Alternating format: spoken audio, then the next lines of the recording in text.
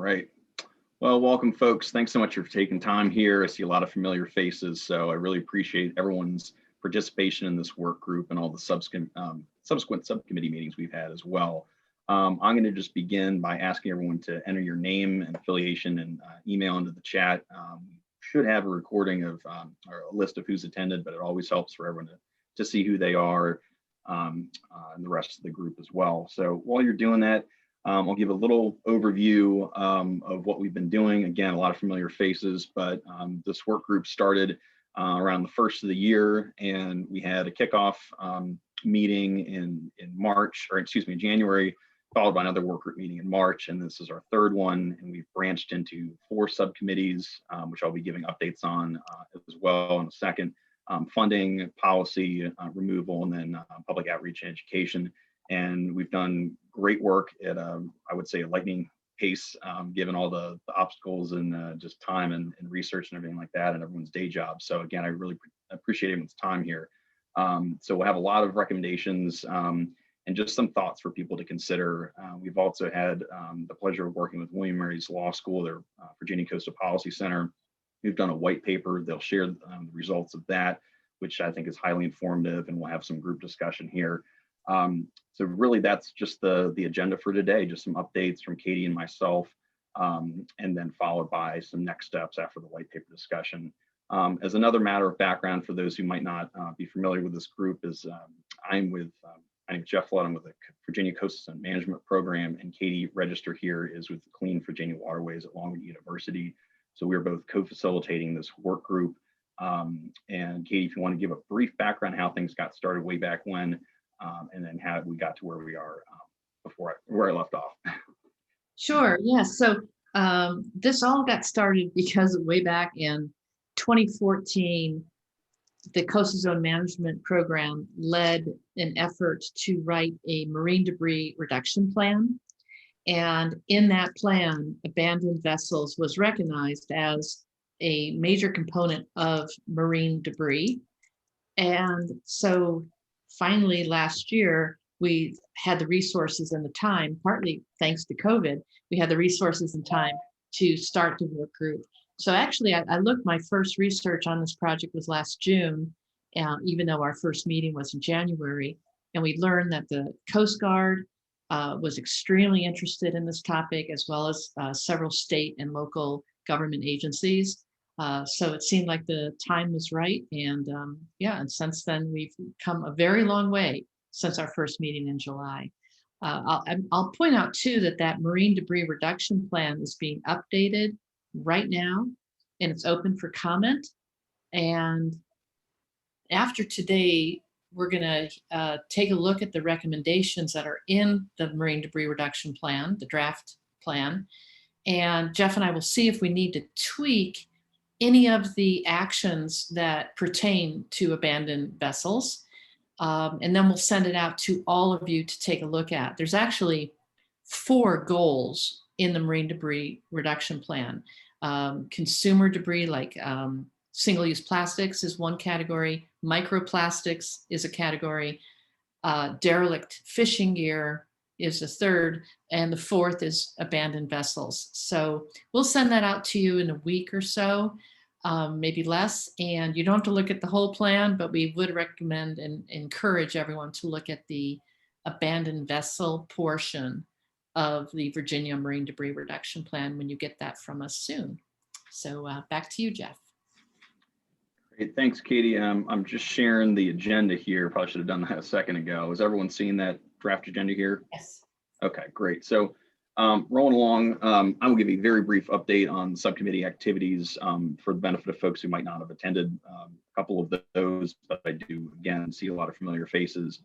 So as I mentioned a second ago, we have broken into 4 subcommittees, and really the policy and funding subcommittee started first and really wanted to tackle some of these issues that we'll explore in the white paper overview here later today. But really just sharing some policy ideas that we got from interviews with other states. And again, I'll touch on that further on down the list here. We did sort of a mock budget for funding and how you would use the money and allocate it for education, removal itself, staff time, that sort of thing. just to kind of get an idea, get some feedback from people. So it was very interactive. We had just absolutely great participation from folks there. And then the removal subcommittee is chaired, I believe, by Megan Keys, who is back with us after, I believe, being deployed with the Coast Guard Reserve. So she is with DEQ, but welcome back, Megan, and she's done a great job with getting some great input from towers as well. I see Terry Hill here. He's been excellent giving feedback there.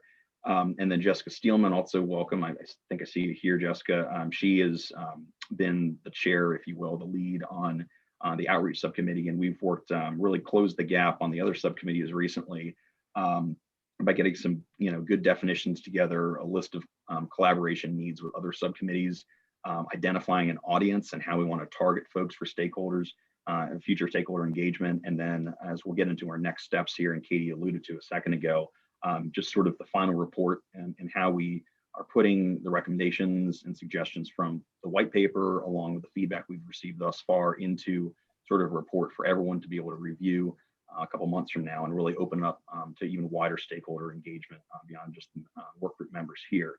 The next item, I'm going to stop sharing this, and I am proud to show you something I've been working on and got some great help from Nick Mead of CZM's staff here. It is a map of everyone seeing that, the red dots? Yes.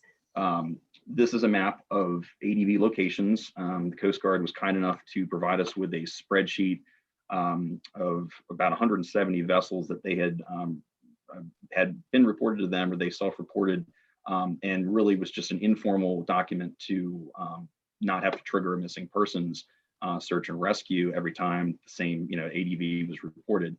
So they were kind enough to share that. It goes back to 2013. So some of these issues have probably been resolved. I converted some of the coordinates and got them plotted. And as you'll see here, and I can try to zoom in if necessary, but basically it's a concentration mostly in the coastal zone. We kind of figured that going into it, but we have also got a couple from Smith Mountain Lake. And we've consulted with some folks in Lake Anna up near Fredericksburg, and they don't have any to report yet, but they're in the process of monitoring that area. And I'm sure, as Terry Hill here with Potomac Towing can tell you, there's been some action in the Potomac River and in Northern Virginia areas, and some of that might actually be in kind of Maryland waters, given the boundary between the two states. So there's definitely this line right here is just sort of our coastal zone as CZM helps to manage. But you see a spread throughout rural coastal counties, Eastern Shore, Middle Peninsula, Northern Neck. A lot of these are approximate locations or where they were last reported, so the vessel could have been drifted or, as I said earlier, removed and disposed of. But a lot of these tidal creeks and marshes in remote rural areas, but also a large concentration down in the Hampton Roads, South Hampton Roads in Norfolk and up in those tributaries as well. We would think that some of the larger vessels that are in the middle of a major navigation channel near a port like Norfolk would probably have been removed, but we need to confirm a lot of that information. So that's just a picture. I thought a picture, is worth 1,000 words, rather than trying to explain an inventory. We also had some folks report some vessels via Google Forms survey that we sent out a couple months ago. So those have been added, and I'm continually processing those to get more updates. So the number will probably grow, but right now, based on what we could get with coordinates and plot, you're looking at about 150 vessels that are represented by these red dots. So I can leave that up for a second here. If anyone has any questions about that, next steps, like I said, is just to continue to populate and update and improve the spreadsheet with information we receive. Jeff, could I ask you a question? This is Elizabeth. Sure. Andrew. As you've done this beautiful job with Nick, kudos to you both to create this map. Have you given thought to prioritizing in any way as far as size or environmental impact?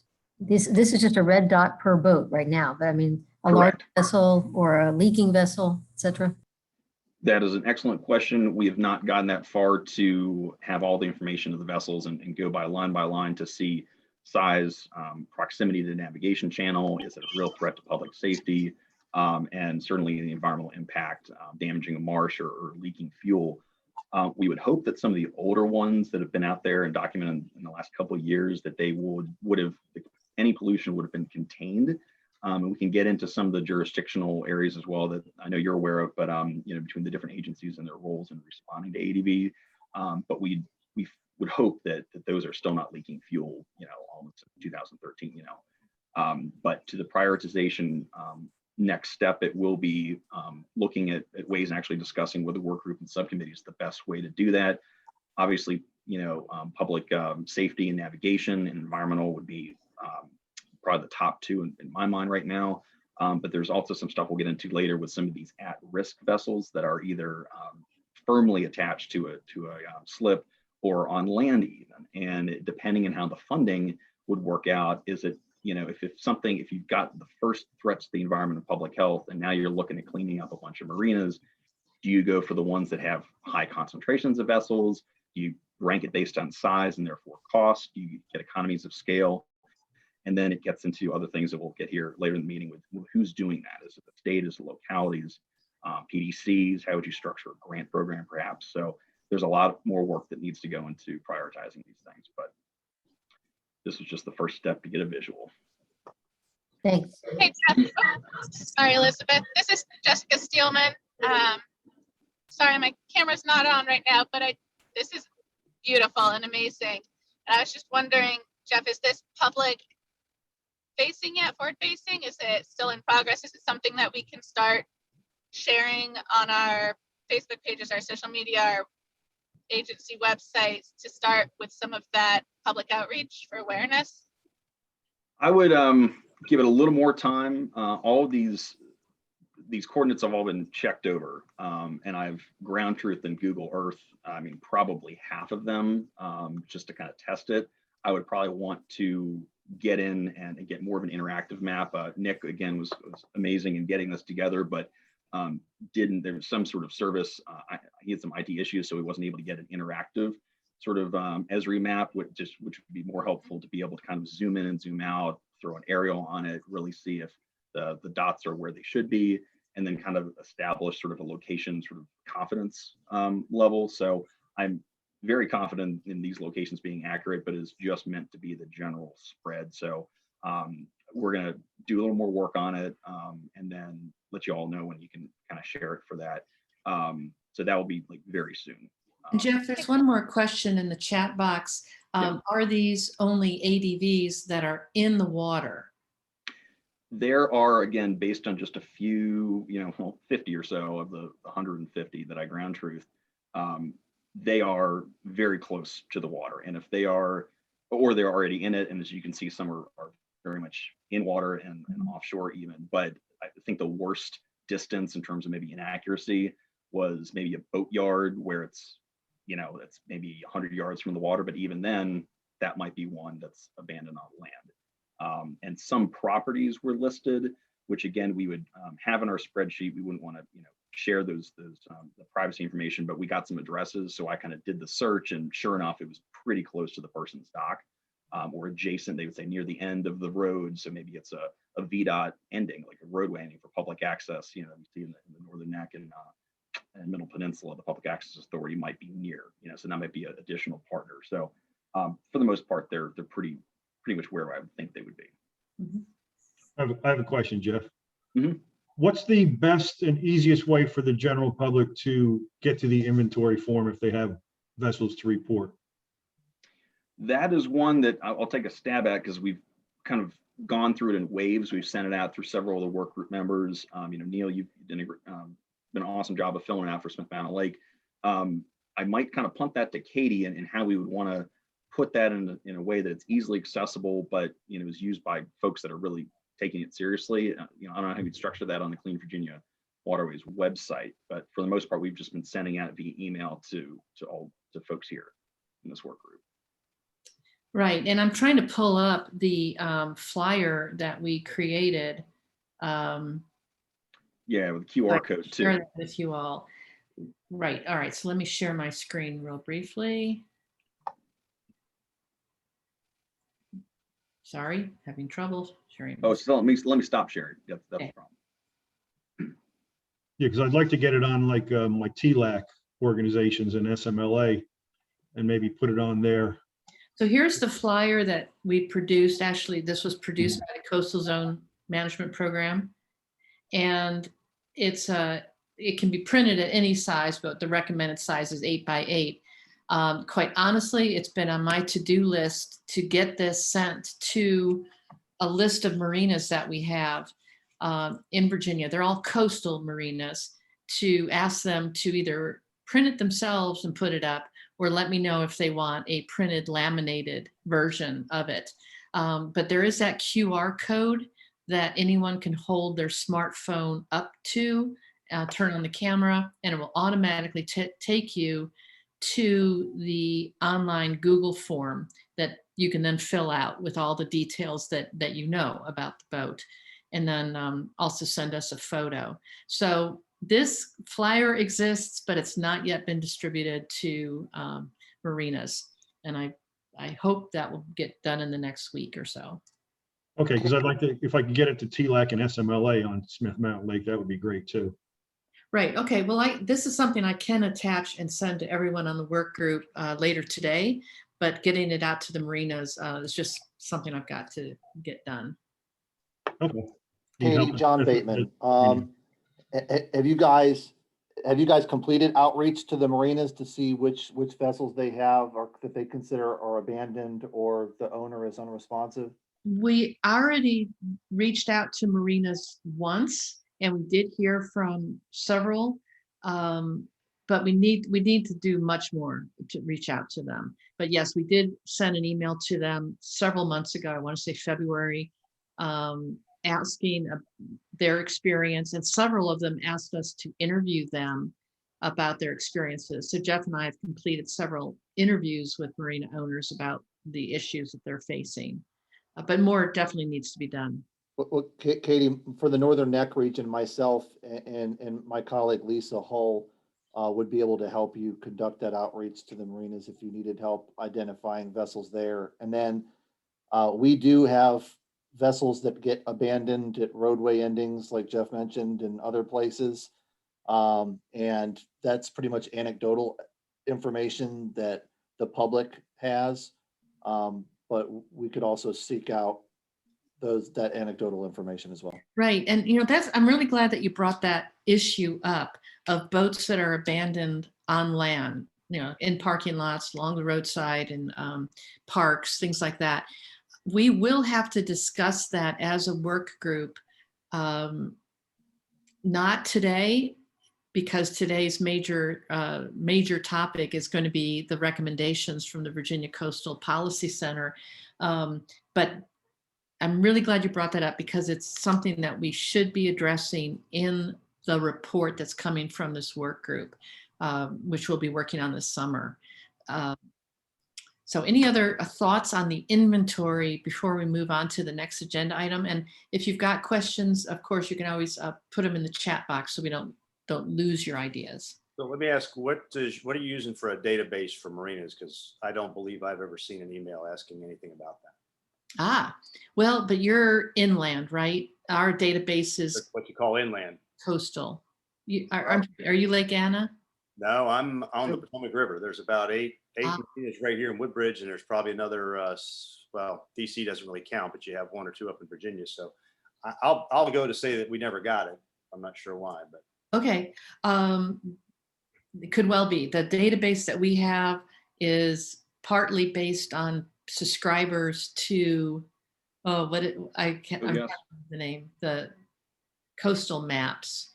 Is it Boat US through Ed Tillett? Yeah, Give us that list. but not Boat US, right? So Ed Tillett, who's editor of Water News. I suggest you get it from the folks there that handle all the Clean Vessel Act for the marinas. Basically, the state has a list of every marina because you've provided Clean Vessel Act funding and resources for pump outs and things like that. If you send it to me, then I can send it to local marinas here, but that doesn't give you a conclusive list. So you're better off to tap into the Clean Vessel Act list. It would be my suggestion. Great. Well, thank you. We know that the list we have was heavy in the coast and did not include like Lake Anna, Smith Mountain Lake. But thank you. That's good advice. We need to augment that list. Anything else on the inventory? All right, I'll stop sharing this, but I will send this to everybody later today. Awesome. And thanks again, Terry. Terry's been absolutely outstanding in our removal subcommittee meetings. Some really great information as always. So I'm going to reshare the agenda.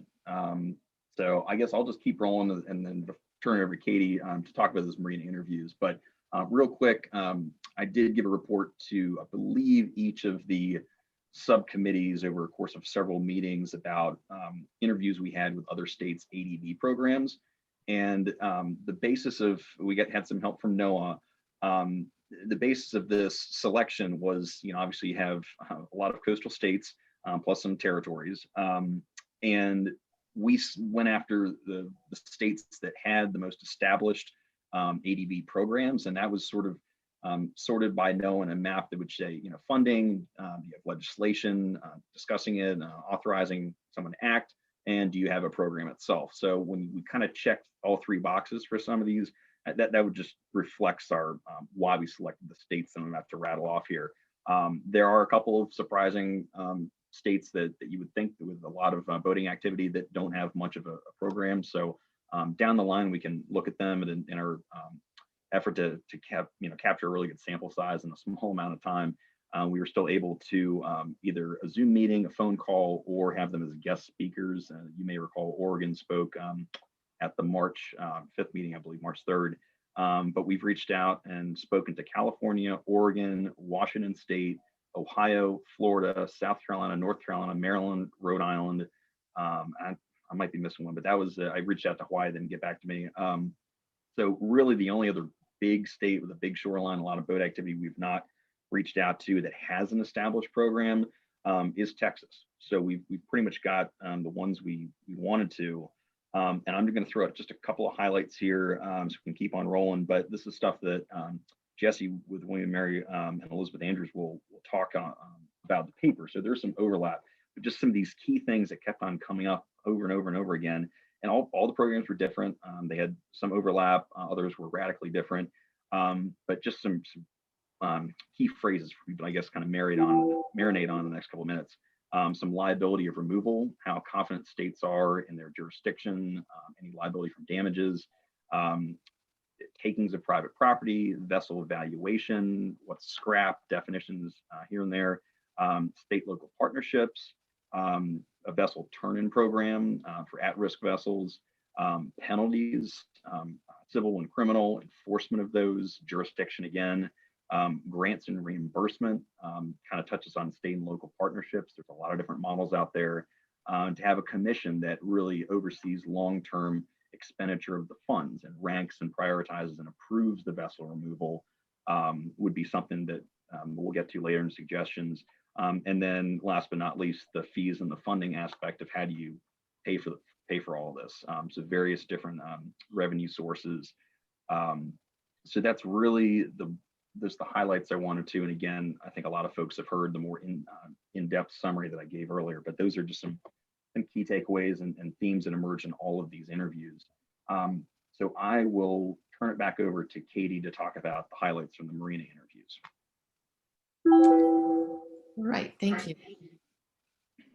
So as we mentioned, we reached out to marinas asking if any of them wanted to contribute to our case studies. We ended up interviewing several, and they will end up as case studies in the report that will be coming from this work group probably early this fall. And if you know of other marinas or know of marinas that have stories about ADVs that you think that they would like to share with us, we basically heard the same thing over and over: frustration that when a boat is abandoned or sunk at their marina, there's no funding, there's no support. And they often had stories of people walking away from their boats, walking away from their responsibilities. So really similar stories to what we've heard from all of you throughout this whole process. I'm not going to go into any details at this point, because we do want to get onto the main event for this meeting. But if, again, if you know of any marinas that we should be talking to, please let us know. A little bit about the report that I've mentioned. So our vision is that there's going to be 2 reports coming out of the work being done here. One is the one we're about to hear about from the Virginia Coastal Policy Center, which looked at other states, looked at what's going on in Virginia, and it has come up with recommendations. The second report is going to be coming not from the Policy Center, but from the work group, those of us in the work group. And we're going to be working on that through the summer. There's definitely going to be lots of opportunity for ideas and input for that larger paper. We're also going to have an economic impact section in that paper, which we're still working on right now. For example, Jeff and I spoke with the marina in Smith Mountain Lake earlier this week, and they not only had a boat sink at their marina, but in the process of sinking, damaged 3 of their slips, which they now cannot rent. So they not only have the damage to repair, but they've got unrentable slips. And the owner of that boat disappeared once they found out the cost of raising the boat. So economic impacts are something that we definitely would like more information about. If you have it, please share that with us. So at this point, I want to introduce the people who will be talking about the white paper. Again, this is a policy paper that was created for this work group at the request of the Virginia Coastal Zone Management Program and Clean Virginia Waterways. They first learned about this program in September of last year at a meeting, a coastal zone management meeting, and Elizabeth Andrews volunteered the services of her law students and staff to help prepare this policy paper. And we're very, very, very thankful for the time and energy that they put into it. So at this point, I'd like to turn it over to Elizabeth to give any introduction you would like before Jesse starts giving the actual recommendations from the white paper. Great. Well, thank you, Katie. And I don't know if you want to stop unsharing the agenda just so folks can all see everybody. There we go. All right. So as Katie mentioned, I direct the Virginia Coastal Policy Center, which is part of the clinical program at William & Mary Law School. We are not a litigation clinic, we're a policy clinic, which means we do legal and policy analysis. And as usual, when Laura McKay has a CZM meeting, she makes it clear what are really urgent needs for the Commonwealth, right? She does a great job of that. And this just struck us as one that really needed to be addressed. So we're excited to be a part of it. We did have a law student that worked on this with us. Anthony, you may recall, because he came to the work group meetings a number of times and worked with us on this. He very inconsiderately graduated. So he's no longer with us today to present. But Jesse Rivelick, our postgraduate fellow, has done a yeoman's job on this paper of helping to work with Anthony and bring it to resolution. And I'm going to pass the baton to him. I did want to note really quickly that these are just the recommendations. We still have some questions that we would love to discuss with you all about these recommendations, and are working with Katie and Jeff maybe to follow up with some additional discussions with other states about clarifying points if you raise some questions today. So this is a conversation to kind of nail down what we think would be really good recommendations to pursue for Virginia. So with that, I'm going to hand it to Jesse. Thanks, Jesse. Thank you, Elizabeth. And let me start sharing my screen if I have that ability. And I want to add quickly that Jesse's really taking one for the team today. Our offices, the air conditioning is out. Isn't that lovely? So he's there at the office to do this. Thank you. Thank you, Elizabeth. So can everyone see the paper? I'm Not yet. Okay. I think I just have to click share. Okay. Yes. There we go. Yes. All right, great. As Elizabeth mentioned, I'm Jesse at the Virginia Coastal Policy Center. This work is largely the research of our law student we had working on this for the last semester, Anthony Cusado, who was at a lot of these meetings, as Elizabeth mentioned, but who had to graduate and is probably studying for the bar. So he probably would have welcomed the opportunity to come back and get out of that. But so this, just to start, this is a picture that's not Virginia. Looks like it might be somewhere on the West Coast, but we're gonna find a picture that reflects more of the derelict vessels in Virginia along the Virginia coastline. So if anyone does have any recommendations for that, a picture they could send with the credit, that would be great. And so, yep, here's Anthony and a little bit about the Coastal Policy Center. Introduction. So we give a lot of background, and this paper represents a lot of what's happened around the country so far with dealing with ADVs. As Jeff and Katie both mentioned, this has been an area that's we're starting to work on in Virginia, but states like Florida, who deal with a lot of hurricanes, or California that have a huge coastline, have dealt with before. So we kind of look to them for example. So this paper kind of represents what we've learned looking around the country, and then it does offer recommendations at the end. And I will just flag for you that we are looking at recreational vehicle vessels. We're not looking at commercial. And so we have a few reasons for that.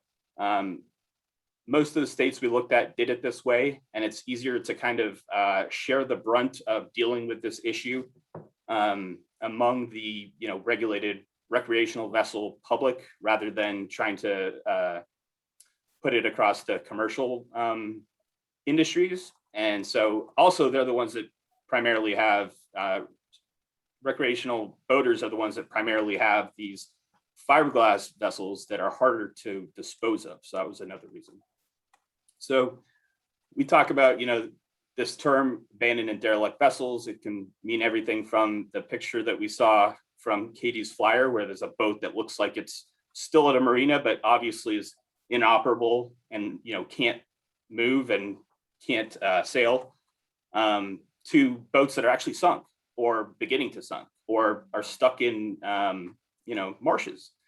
And so just trying to nail down a definition is something that Virginia does have a definition in the law already. So that's something that it's not a huge issue, but it's good that we already do have a limited ADV program in Virginia that does define what an ADV is and what is not an ADV. So current Virginia approach, like I said, Virginia does have some policies in place dealing with abandoned derelict vessels. The definitions are defined in the code sections for DWR. VMRC obviously is the other agency involved in this work in Virginia. That's the agency with the statutory authority to remove ADVs currently. So yeah, I'm just going to go through the paper. We talk about how Virginia is a Dillon rule state, which means that if we do offer, so for instance, if a locality wants to work on this issue, they typically can only exercise the powers that have been given to them by the state government in Virginia, whereas other states are what's called home rule, which means that they can exercise more powers outside of that. But in Virginia, we actually have, or the state legislature has empowered local governments to deal with this to a certain extent. So that's actually a good thing. But if we want additional policy prescriptions or laws passed that would allow localities to deal with this issue, they would have to be done generally at the state level. So that's the difference with states like Florida or California. So funding, we prioritize funding. Funding is the most important part of this. So we kind of say that as soon as we figure out funding, we can move to these other aspects. So like dealing with maybe setting up like a grant program, or dealing with other issues that might be a part of this. But removal of ADVs and finding some sort of funding for that is what we prioritize the most. So I'm just going to kind of go through which states we looked at. And so that we had several other states we looked at. but we focused on Florida, North Carolina, Maryland, California, and Washington.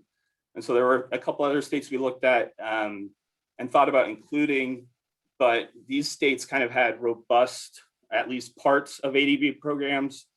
Florida, for instance, has a turn-in program as well as an identification program for at-risk ADVs.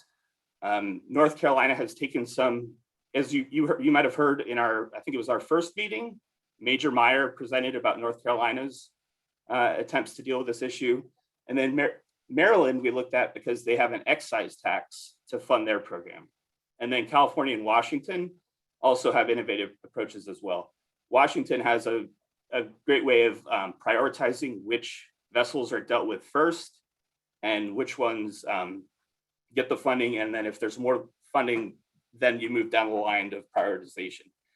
California had a turn-in program, and we learned a lot of their lessons learned, such as when they had recreational vessels, or excuse me, their program was limited to recreational vessels, but what they found was that a lot of people were saying, or trying to turn in commercial vessels and saying that they had been converted to recreational vehicles, or vessels, excuse me. So what we're looking at when we give a recommendation about that is that we're gonna recommend that it's what the vessel was intended when it was built. So you can't just have a barge and say, oh, it's recreational now. So like Elizabeth gave the example of converting barges to be used as a restaurant or something like that. So you can't try and circumvent it in that way. And like I said earlier, we are focusing on recreational vessels because we see those as the bigger issue and as those that typically are made of fiberglass. And so we go through all the states, and there are specifics in each of these, but I'm gonna skip over those so that I can get down to the recommendations.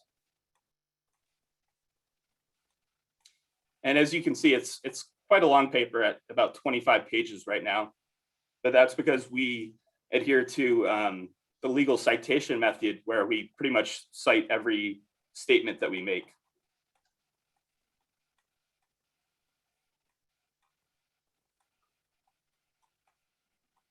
All right, so here's the recommendations section. And as I said, we prioritize funding. So we think, we need to get some sort of funding to get this whole program off the ground. And so as far as funding, we've talked about in several of the subcommittees and the law and policy subcommittees about these options. And so we've tried to prioritize these, but we are open to any feedback that you have as far as saying, well, you have this one at number 2, but I think that one's definitely the one that we should use in the Commonwealth.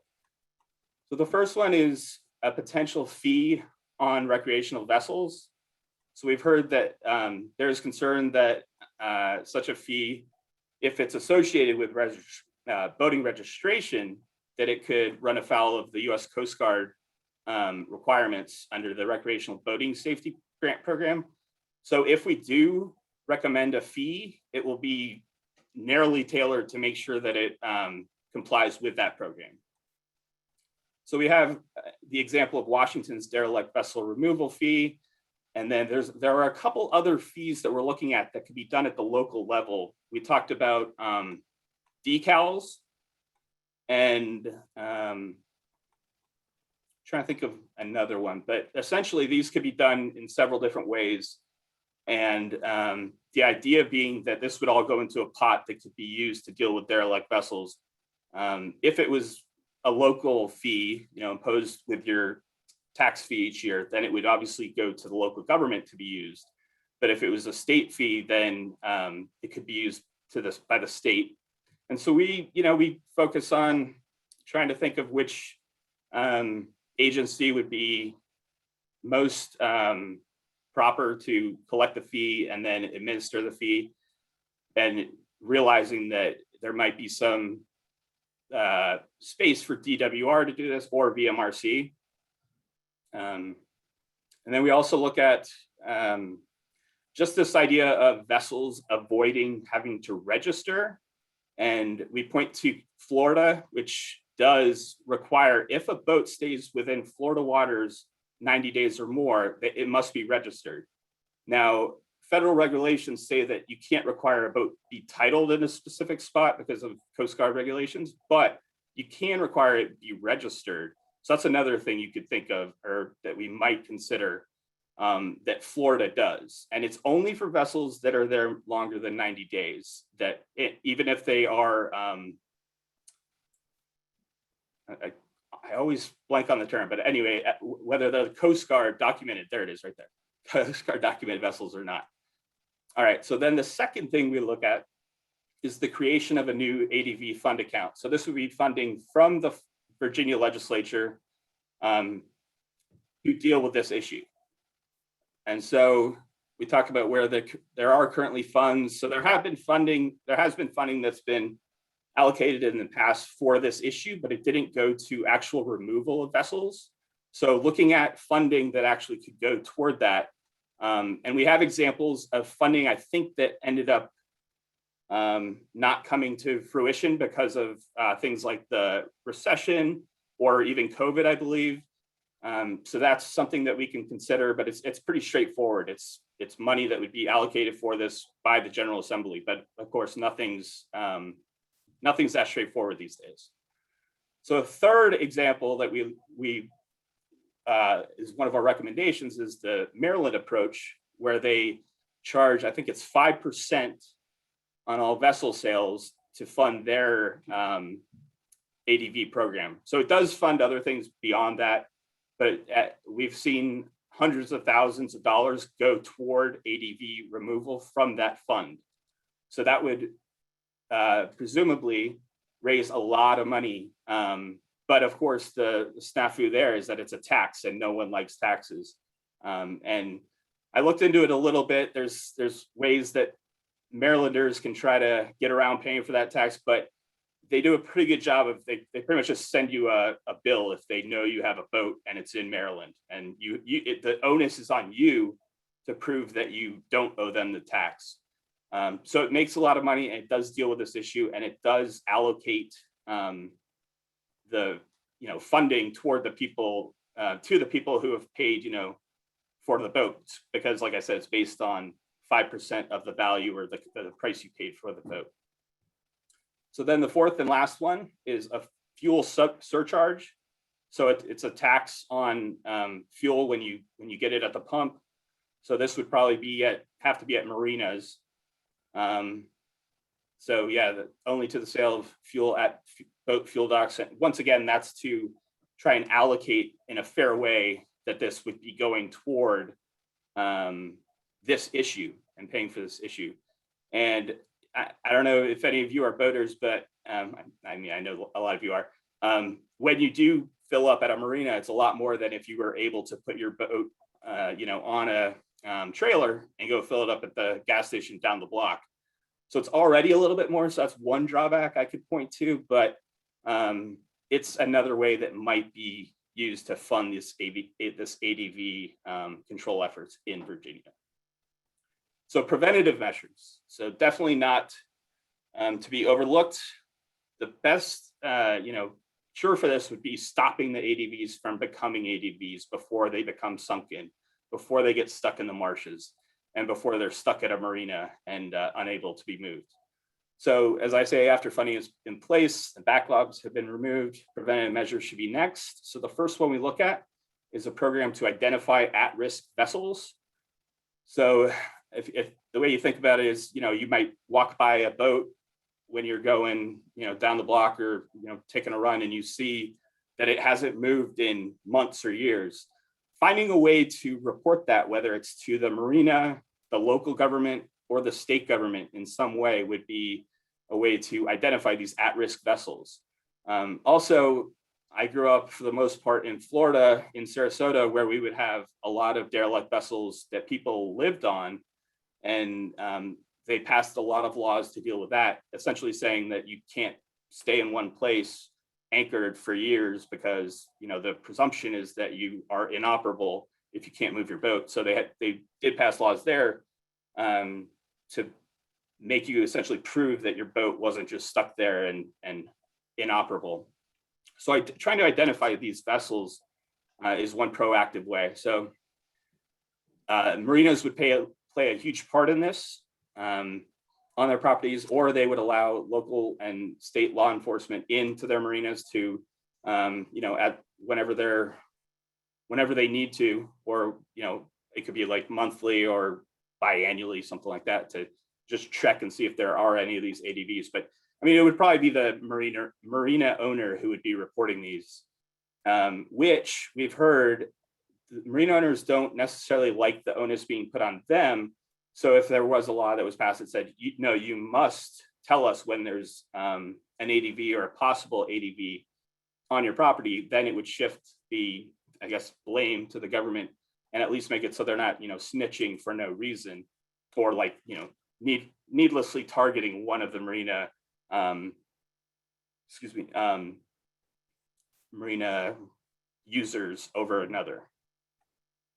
So we have heard that Maryland has a law, but it's complicated, costly, and time consuming. So we would want to try to avoid those pitfalls, which that would be kind of, the proof is in the pudding in how we actually developed it and wrote it up. So that's something that we do want to at least point out. So moving on, the next one would be an actual turn-in program. So this is, right next to, right in line with after your boat's been identified, perhaps you get the option of saying, okay, I'll go turn it in. So then you turn it in and you don't have to pay, and it's, the state would presumably fund this, but you can just turn it in, then you don't need to pay for, I think some landfills require sawing the hole into certain size pieces. So this would be something that you could avoid making you do that. It's another way to avoid them becoming entirely ADVs and entirely inoperable or sunken or things like that. So California and Washington both have programs like this, and they have been successful. That we've heard that from them. Yes, let me see if there's any other highlights from this. So yeah, it reduces the removal expenses by having you turn it in before you need to remove it. So being proactive again. Outreach and public education. So this is what Katie was talking about with posting those notices at marinas. Trying to find other ways. So just making sure that marina owners know about, so this all kind of goes in a logical flow, this part of the paper, because outreach and education, we want marina owners to know about these programs after we've developed them, whether it's the turn-in program or the at-risk program. So after we've developed those, then we tell the marina owners about them and the public at large, and then we could post notices at boat ramps or at marinas so that everyone else knows about them and knows they can turn them in. Other things we wanted to highlight in this section are the need for public education about disposal of boats. So as I mentioned before, it can be hard, and a landfill might turn you away unless you follow certain procedures. But there are also harmful and hazardous substances, and then sometimes you have to report MSDS type stuff, RCRA law, reporting of disposals, removal and recycling of the lead keel, removal of engines, gas tanks. Oh, which that's something I'll have to fix later.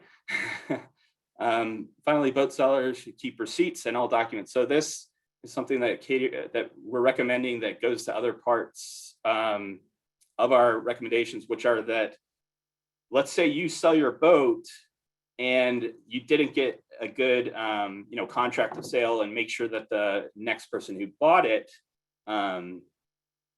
actually registered it, then you could be on the hook under some of these laws in some of these states for the ADV disposal costs, or if your boat causes any damage after it's become an abandoned or derelict vessel. So that's why we're recommending that boat sellers keep receipts if they sell their vessel, and make sure that, and there should be some process in place, which this is the next section, where you're required to turn over, like when you sell your car in Virginia, you have to tell your insurance, you have to, I think it's send your plates to the insurance company or something like that. But there's some sort of a process in place where the insurance company knows that you didn't just give your keys to someone else and they're driving around your car now.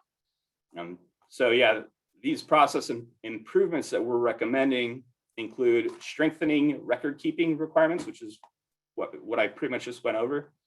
So ensuring the records kept, safely tracked and transferred, burden and cost is reduced. Yeah, so this goes right to what I was just saying, which is that we want to make sure that the last owner is the one who is identified, because they're the one who let the boat get into this state, or, you know, at least, like I said, they're the ones who could be eligible for these turn-in programs if we can contact them.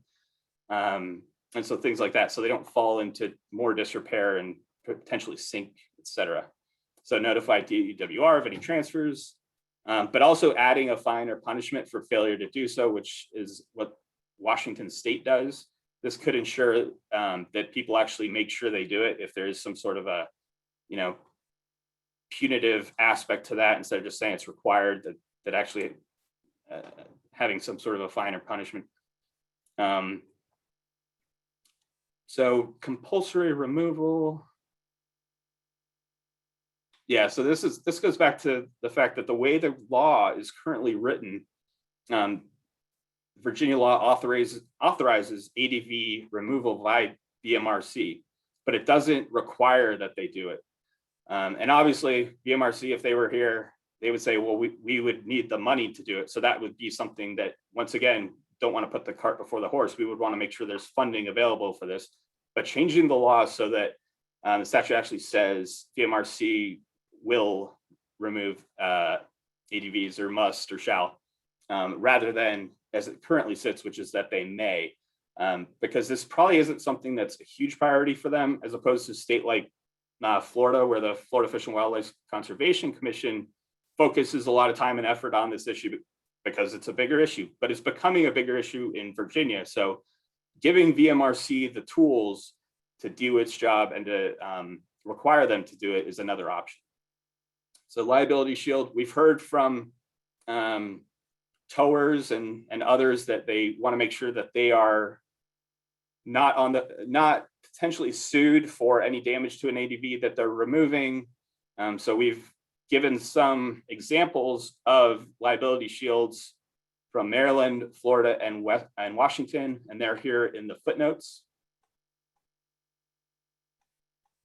And then we have a grant program, which, once again, this is one of the lower priorities, but we could establish a grant program in Virginia that would then fund PDCs or localities to deal with this issue, because they might be the ones that know which vessels in their areas should be removed the fastest, like which ones have the highest priority, because they, they're right in the middle of their marina, like where a lot of traffic is, and they put up those PVC poles to tag those, but it'd be great if those could be removed. So if there could be a grant program established that would fund these removals by other entities like PDCs or local governments.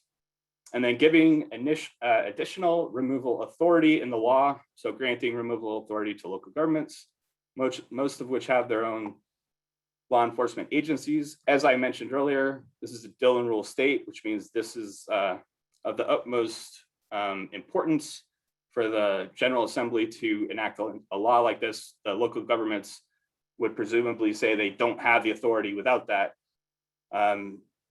explicit authority. So that's what we're recommending here. Obviously, again, funding, which works in tandem with a grant program or something like that. So that's why it comes after that one.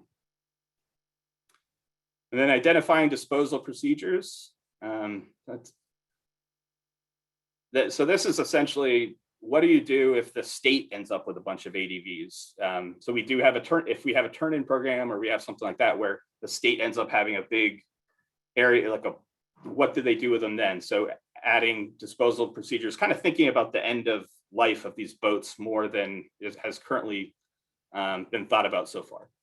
And then adding a prioritization scheme. I mentioned that Washington has one of these. So they prioritize the ones that are the ADVs that are navigational hazards and environmental hazards, and then other ones down the line. And then organization of program administration.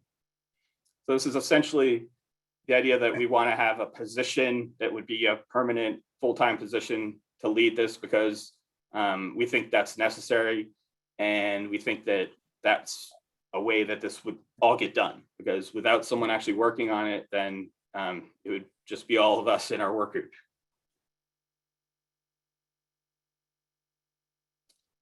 So yeah, we have the example of the Rhode Island Derelict and Abandoned Vessel and Obstruction Removal Commission.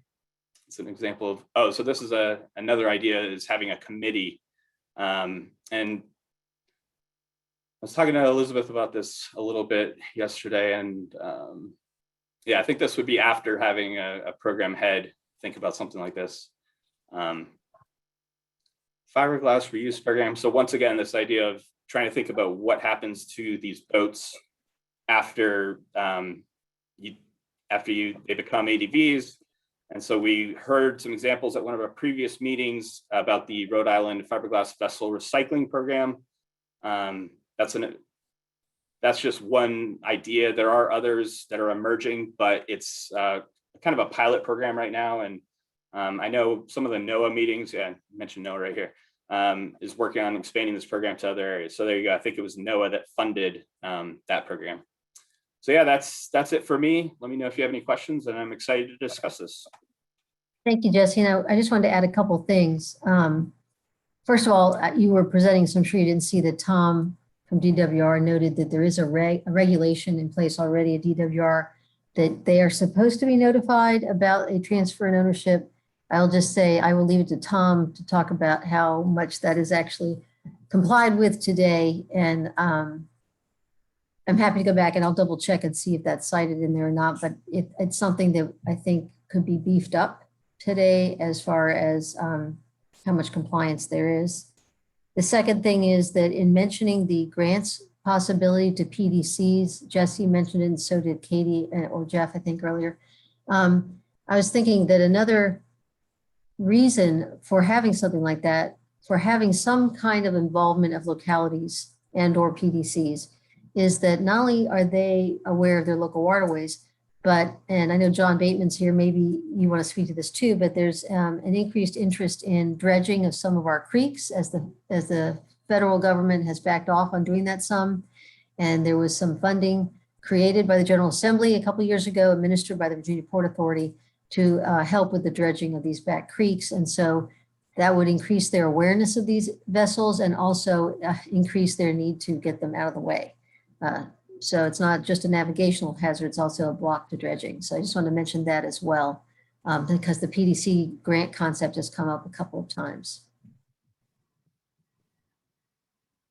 Great, thank you. Thank you both so much. I guess at this point, we're going to open this up for comments.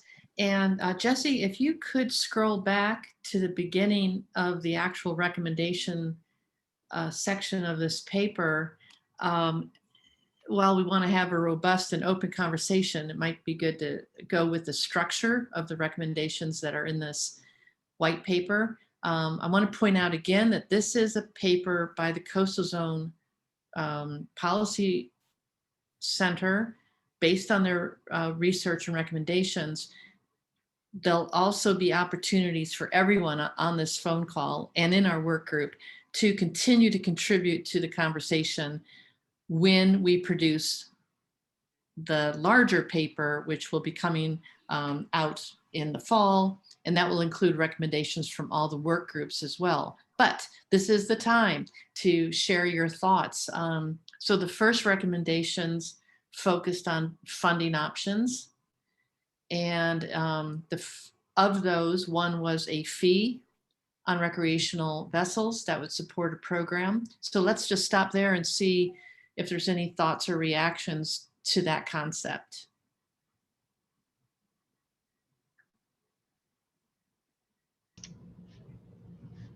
Hey, Katie, this is Tom. Yes, great, Tom. I would just offer again that we need to make sure it's separate from the registration, and that was brought up. And then I did want to add that the money that was transferred for dredging actually came out of our watercraft sales and use tax money, and it was basically taken from DWR and moved over to ports. So essentially, we lost $1 million out of our budget as a non-general fund agency. So that's the other fear, that oftentimes a lot of these type boating issues, when there's money that comes up, the General Assembly allots money and then they go, well, it's a boating issue, it's DWR, so it just gets taken out of our transfer funds. They don't create any new money. So just something to be aware of. You got a little bit of that dredging money. Thank you very much. I appreciate it. Up here. No, Tom, that's an excellent point. There's that old legal concept of robbing Peter to pay Paul.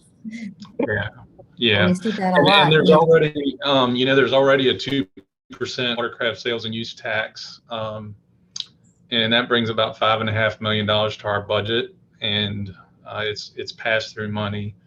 And of course, if they cut that and diverted it to something else, then our budget decreases. And say, for example, a $2 million hit to our budget is laying people off. So that's just something to think about moving forward. It would be raising the tax, not keeping it as it is and robbing money from it, I think is the concept. Right. But typically when they say, oh, it's a boating issue, it comes from watercraft sales and use tax money. They've tried to increase that the last couple of sessions with no success. So, and there is a $2,000 cap on that money. So if you, which is really interesting because a boat is a luxury item. So if I buy a $30,000 boat and you buy a $100,000 boat, we're both going to be capped at $2,000. You would think there wouldn't be a cap, or at least the cap would be higher, and you would think it would mirror DMV with 4.15%, but it doesn't for some reason. I would hope that in this case we'd be able to get a little better buy-in from the marinas and the dealers that are involved. And if it's not a huge sting and a diversion to selling boats, then that would be the thing. Yeah. So it's just every time money comes up, unfortunately, there's a tentacle on it somewhere. So I just want to raise that point. Tom, do you think that it's worthwhile then to propose either an increase in the watercraft sales and use tax or raising the cap? I mean, because the fear is, of course, that they're just going to opt for raising the cap and mess with the dollars you have. But well, if you raise the cap, if you raise the cap, it's helpful because then people are paying. There is no cap. So if you have a $100,000 boat, the taxes would be, or a $250,000 boat, the 2,000 cap right now really gives them a deal, and 2% in a way, really, when you think about it, is a deal, because if you bought a vehicle for the same price, it would be 4.15%. Although vehicles, well, they used to cost less than boats. Now they seem to be getting more expensive. So, but just something to think about. yeah, so maybe suggest both, see what floats, right? Right. Just, Justin with VMRC has his hand raised. So Justin, if I can unmute you, or you can unmute yourself, just. Yeah, thanks, Jeff. Can you hear me? Yes. Yep, perfect. Yeah, this is Justin Worrell with VMRC. And just a brief comment, if I understood the initial recommendation correctly, I just don't see any way where our agency would be in a position to try and enact some type of boater registration fee to help collect any more funding. I know we were mentioned along with DWR as possible agencies to do that. I just don't see that happening from our agency.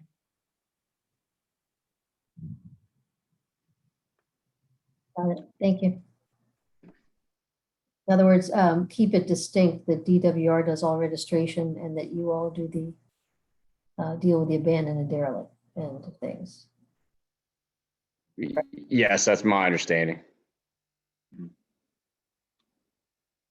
Justin, if this might have been when Tony was still here, pre-retirement, he might have answered this, but it's worth asking, VMRC in terms of staff, just hypothetically, if the General Assembly, did these things, or we did get the money and it was all a question of just hire a staff or 2 staff people, to do the actual work with localities, PDCs, whatever, remove it, how would you see that just hypothetically? Would it be within habitat management? Would it be marine police?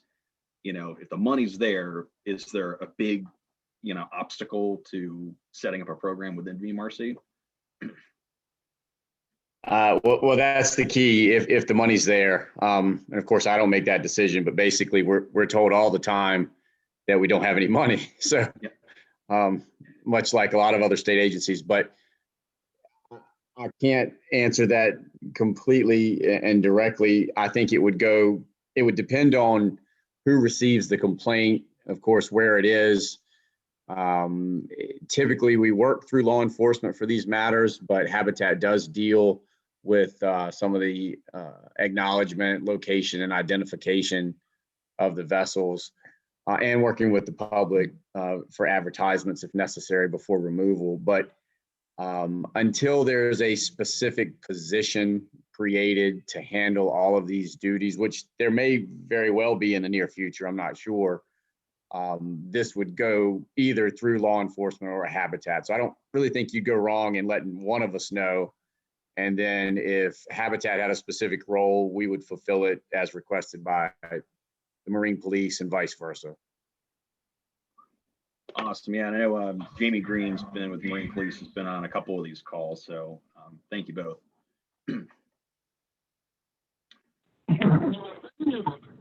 Jamie's on this call.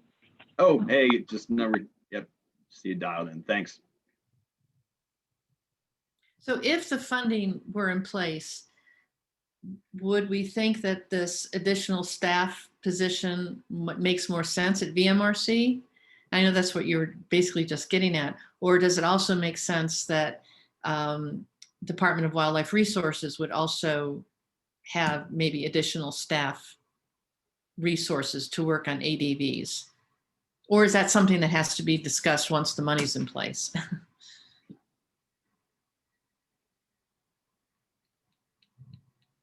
Well, this is Justin Worrell again. I don't want to speak for DWR, but regardless of the funding, if we received a complaint or a concern about an ADV, we would certainly look into it and work with Marine Police, and Jamie can add to this.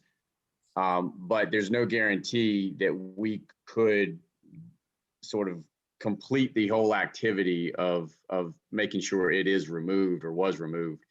That depends on circumstances of ownership and maybe location and funding. But I don't want anyone to take away from this that VMRC doesn't do anything. Initially, we do when we receive the complaints or concerns. It's just a matter. Each case is independently different and unique, and depending on the circumstances, depending on the ownership, depending on the information we have and can uncover, that sort of leads our directions and final actions.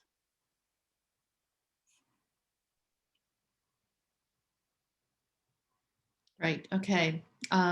Any other thoughts or comments about this first recommendation, which would be established funding through a fee on recreational vessels, that we would be careful not to label it in such a way that it would get us in trouble with the Coast Guard's safety grant?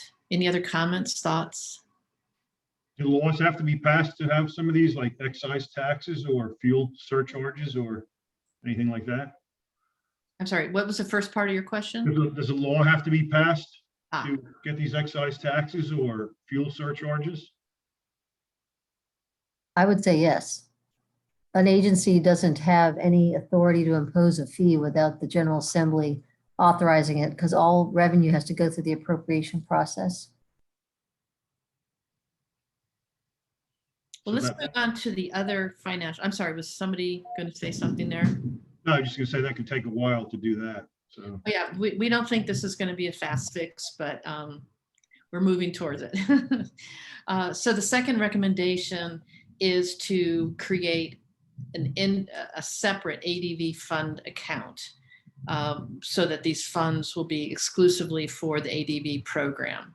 Any thoughts, comments, concerns?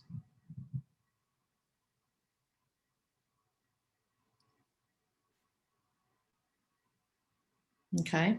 One thing I did want to point out here that we heard from some states that even if an ADV program fund seems to grow and seems to be at the point where there might be surpluses, one hurricane can just wipe all of that out. So I just wanted to put that out there as well. All right, so third recommendation is imposing an excise tax on the sale of vessels. Any thoughts or concerns or support for this? I guess I just wanted to ask Jesse, Maryland has that program, right, Jesse? And did you find any problem with that? I remember you mentioned something about it. Yeah, Maryland's the one, they have a 5% tax. Yeah, it's typical.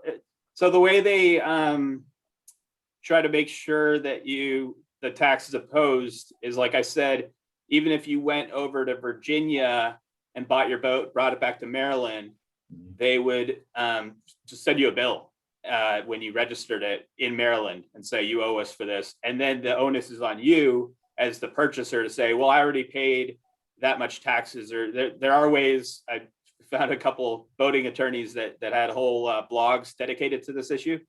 So there are ways to getting around that, but the reason why it's good is because the onus is on the purchaser to try and get around it. It's not like where you can go buy a car potentially, and you might be able to avoid taxes by. I mean, I guess it would actually be pretty similar to buying a car. So yeah, there are ways people would try to avoid it, but they've raised a lot of money in that program. It's worked pretty well from what we've heard. Was there any other reason other states didn't follow that excise tax? Maryland's the only one?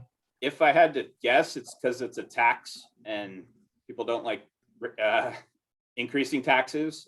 But yeah, it's the only one I've been able to find. There might be ones in other states, but I haven't seen any, especially ones that fund ADV programs and that have been successful and actually gone toward removing ADVs. It might just be the one spot where all those things come together and that happens. But yeah, that's a good question. I think it's because a lot of states haven't addressed this issue yet, or it hasn't been a huge issue until you start having hurricanes coming up the coast like we've seen in Virginia the last several years.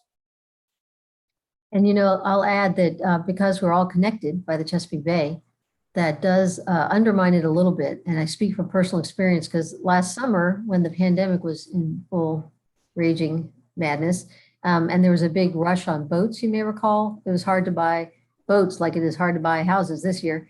And we went up to Maryland because we found one there, and we said, well, we're going to have to pay tax, you know, and he said, where are you from? We said, Virginia. He said, oh, well, because we have dealers in Virginia. No. So they avoided that way too, because we're all connected so closely. So it's not a guarantee that you get every one, but it is a source of revenue that seems to work for Maryland on the whole.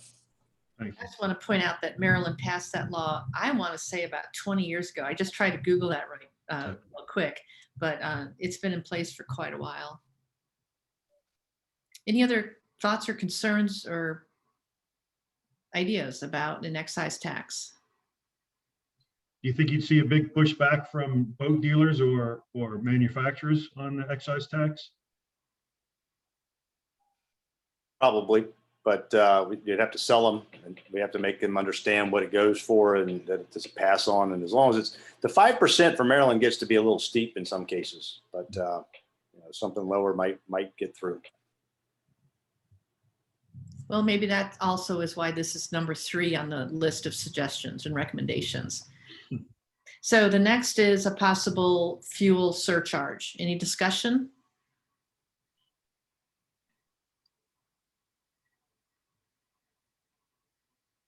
No, it just doesn't affect sailboats very much.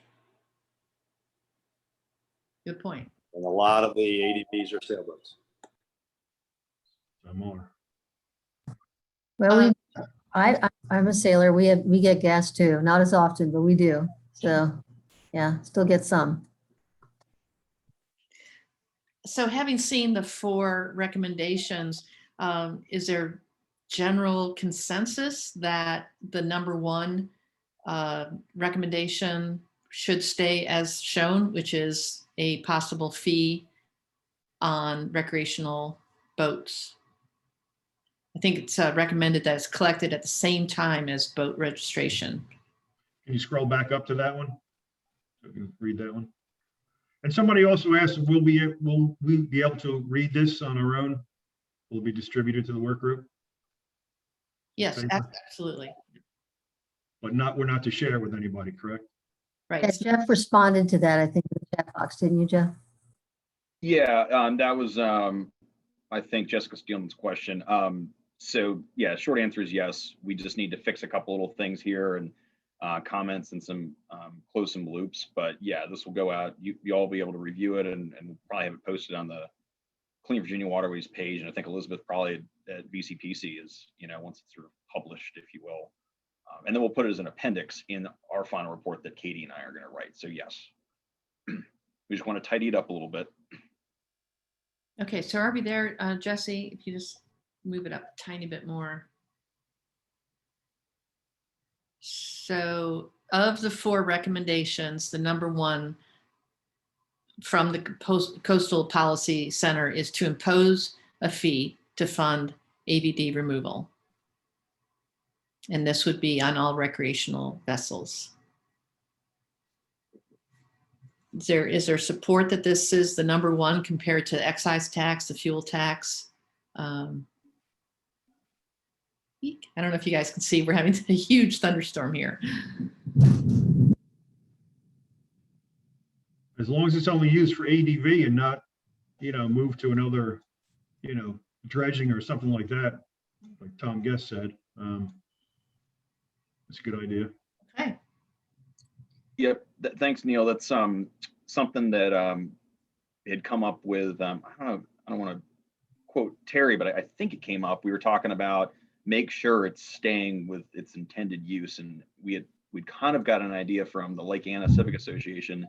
They had said, well, maybe appeal to a larger water users group. If you weren't just taxing or assessing the fee on the boat owners, if it was a larger tax, you might have to throw in some of the dredging and then invasive species and hydrilla and water quality to kind of get more to sell it to, I guess, the General Assembly. But if we're just doing this for ADVs, then we should include the rest of the stuff. Is kind of the thought that we got. Just keep it simple.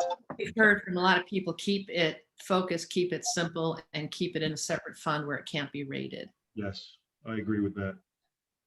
Okay. And another thing that just real quick, so that folks understand, the whole mention of the Coast Guard fee or not having the fee associated with the Coast Guard grant, that's not meant to be a big obstacle. It's just to be aware and carefully how we do it, because other states have done it and they've worked around it. It's not been anything sneaky. It's simply they call it something separate. You pay it on the same day you're registering your boat, but you don't raise the fee itself. You just add a separate fee. So it's not this huge mountain to climb. So people shouldn't think that that's sort of a drawback of this method. All right, well, let's move on to the next set of recommendations, unless there's any last comments about the suggestions on how to fund a program. Okay, let's move on then to the recommendations on preventative measures. And one more page, Jesse, please. So the first recommendation is to create a program to identify at-risk vessels. And one other thing I wanted to point out here, that not all of these program elements might be in place the first year. Some of these programs might take the year 2 or 3. For example, California did not have a vessel turn-in program until they had several years of a removal and prevention program. So I just wanted to say these aren't like all in the first year. So the first recommendation is to create a program to identify at-risk vessels. Any thoughts or concerns to share?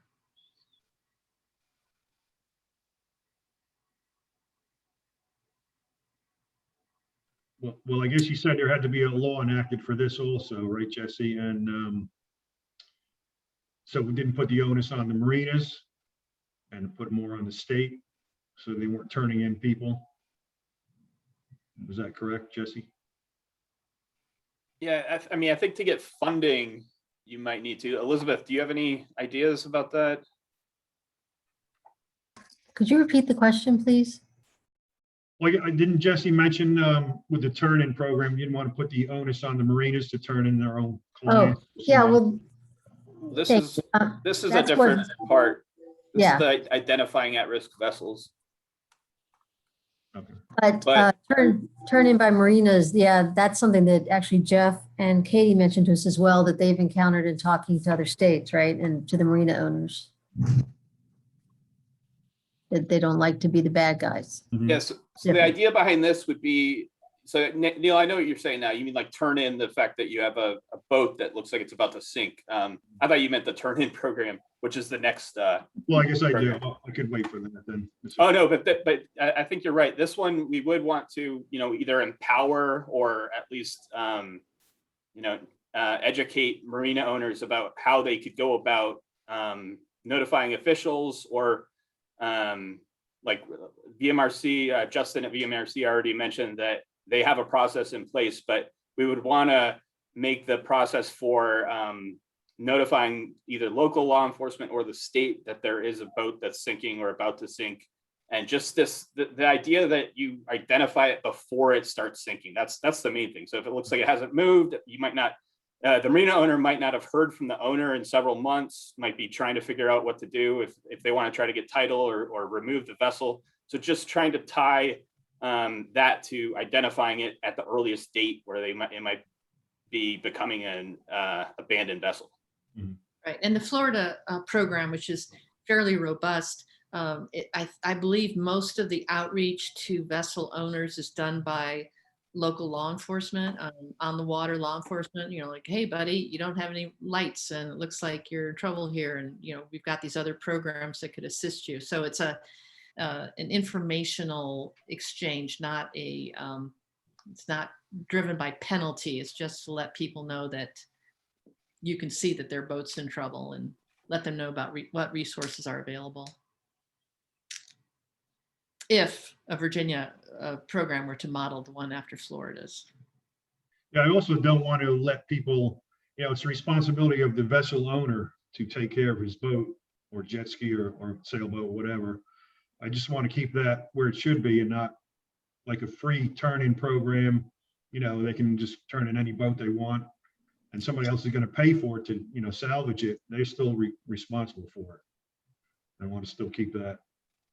Well, let's turn to that next recommendation, which is the vessel turn-in program. Which is what you were just talking about, a program where people can, if they prove that they've got title to a vessel, can turn it in. So any thoughts on this program?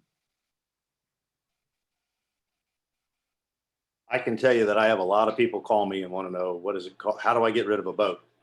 And if there is a vehicle or a way to do that, even if it is taking like half the cost away or a portion of the cost away, it's going to be better. But in most of these cases, the people don't have the money to pay to get rid of it at what the rates we charge. It's $150 a foot to dispose of a boat. If it's sitting here on my property and you pay me cash here. So that's a big deal. It's going to save possibly dropping these things off on the side of the road, but again, it's you can get overboard with this, so to speak, and people will just here, take my boat, throw it away. I don't have to donate it anymore. Whichever is the easier of the two paths. And so I would say the turn-in program, although you want to make it easy enough for them to be able to do it, it can't be too easy. Agreed. Yeah, we don't want to incentivize any bad behavior, but we do want to realize that there is this balance. So I think that's an excellent point, which is that, a lot of people just don't have the resources. If you're just stuck literally holding the bag as the last owner of a boat that's no longer usable, this acts as a backstop for people who can't do it. But like Neil mentioned, we don't want to incentivize it either. So it is definitely a balance. But that's what we're trying to work by having both these programs and having several options all integrated together. That's a common thing that we find, that boats are abandoned, that people just don't have the money to fix it or repair to keep it from, going to the bottom, and they don't have money to salvage it. So then what happens to the boat? It just sits there and nobody gets it salvaged. So, you know, you don't want to incentivize it, but Mhm. it's a good program. Which other states do that? California does that? California, Washington. The California folks said that one of the keys to a turn-in program is the boat has to be turned in at a partnering marina. So it has to be floating. And they said that taking out a floating boat from a marina that's got the wherewithal to take out boats and put them on trailers costs a third to a fourth as much as if that boat is abandoned. And of course, it costs much more if the boat is abandoned and sunk. So they actually see, at least what we heard from Washington and California, that this is a very cost-effective program. But how do you keep it from being abused from people who could afford to take care of their own boats disposal? Yep, and we got a question in the chat from Charlotte. Does this kind of the recent exchange here answer your question? I can add one thing too. In South Carolina, they are very aggressive in going after these at-risk vessels or partially sunk, so they avoid that larger cost. So they will go over to the owner and they will pester the heck out of them and say, please sign this over to us. We will take ownership and we will dispose of it because we don't want to deal with this later. And their incentive is you don't have to pay taxes on a boat that you're not going to use anymore. So you're still paying property tax, but it's useless and it costs a lot to move it. So we'll move it. So that's one incentive. But did that answer your question, Charlotte? Yes, thank you. Okay.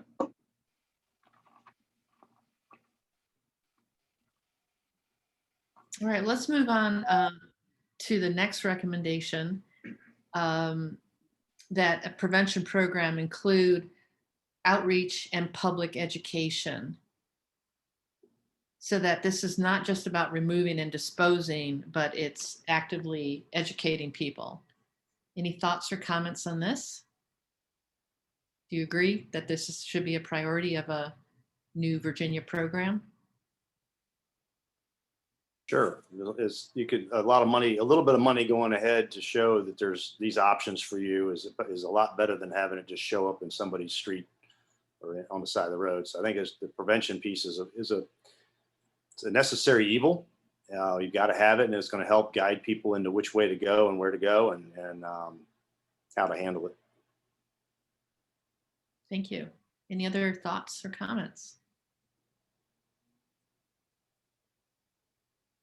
All right, then let's roll into the process improvements. And I'm sorry, Jesse, I actually got kicked off of this Zoom meeting for a little while, so I missed whatever you spoke about these items. Did you have time to go through these recommendations? I went through them briefly. I know that you had some great recommendations that we added recently, like just better record keeping generally, and because you might end up on the hook for a boat that you sold if you can't prove that you sold it and that it was registered to a new vessel owner. And then,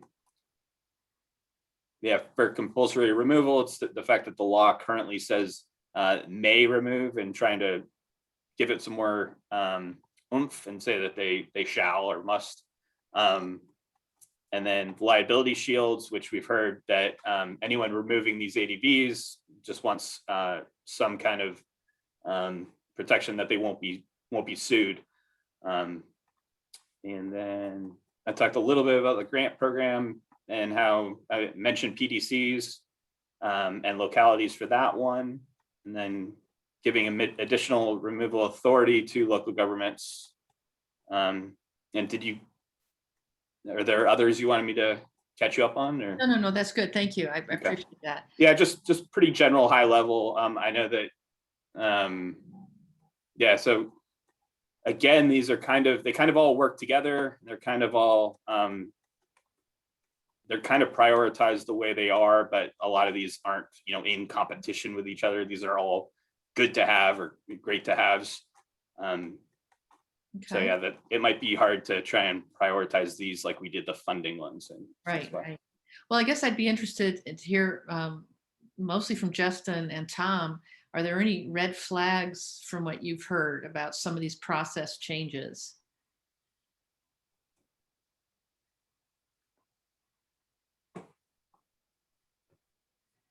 Or anyone else? This is Justin, and I mean, sort of to repeat or echo some of the earlier comments, a lot of it, almost everything depends on funding. So, you know, some of these ideas and brainstorming sessions of, you know, VMRC can take care of it. I'm sure we could if someone or some specific group within our agency was identified or directed to do that. And the funding was there to allow that. And again, I think maybe Katie mentioned, you know, if there's a position specifically earmarked or identified to handle this or these types of issues, that may make it easier. That may, you know, define things a little bit easier for our agency.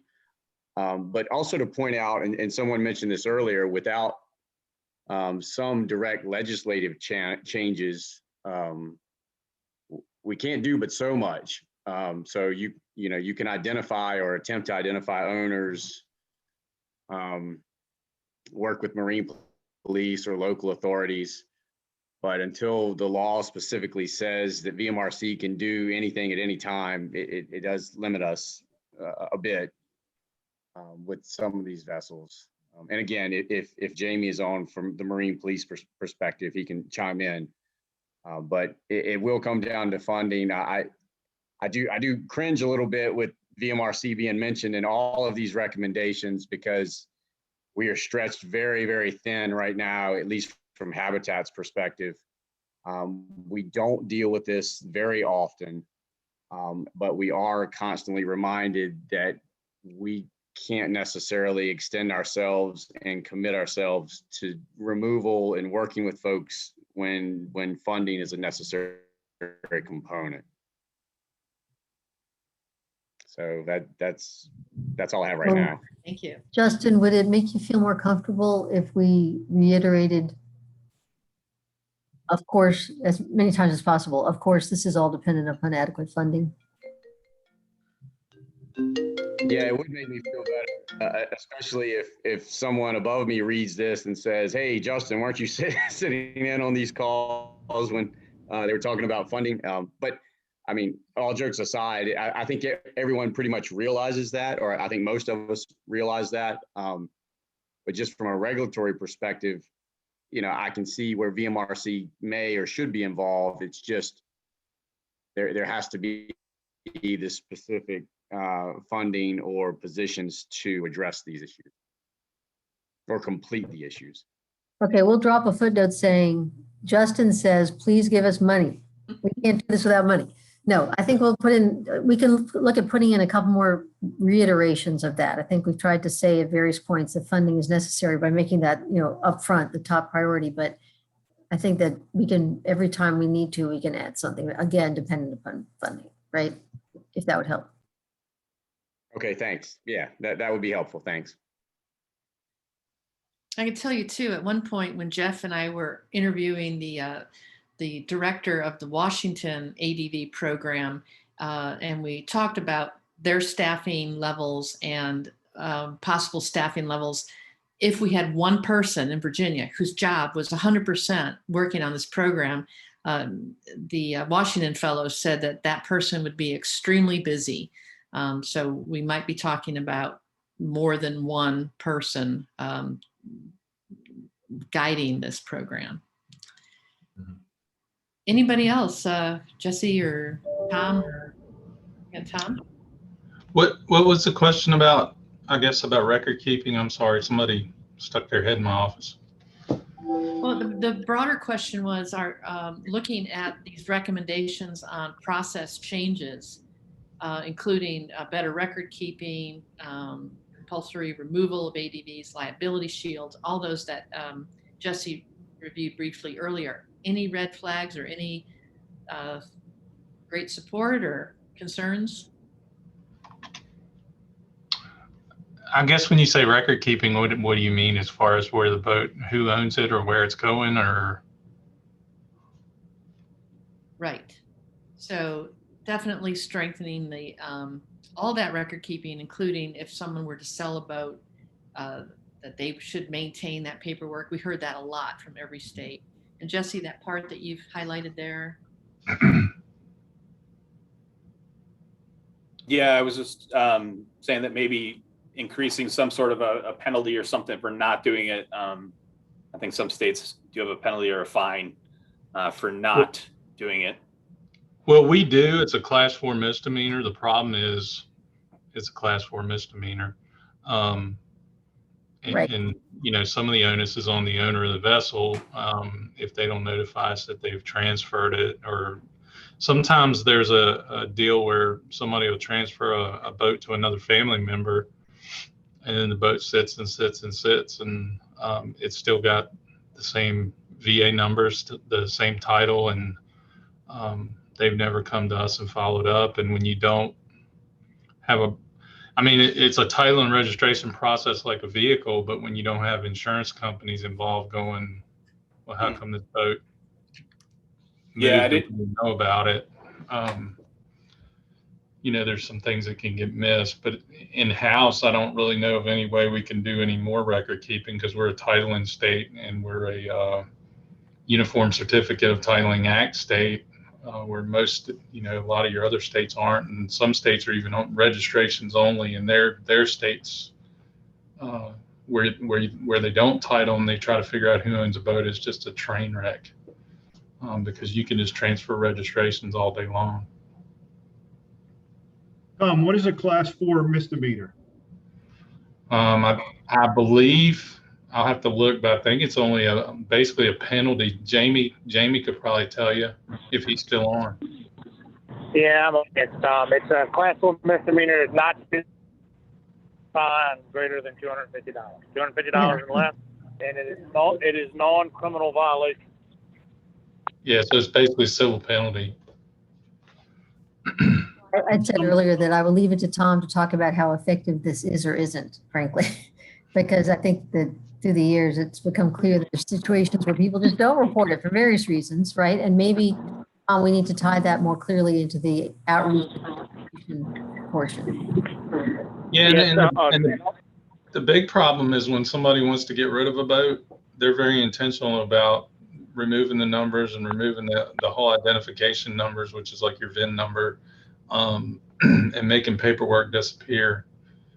And it's typically a boat that maybe the registration died on it and it sat in somebody's yard for 5, 6, 7 years, and then they just want to get rid of it.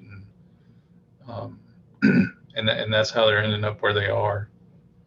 Or when property changes hands.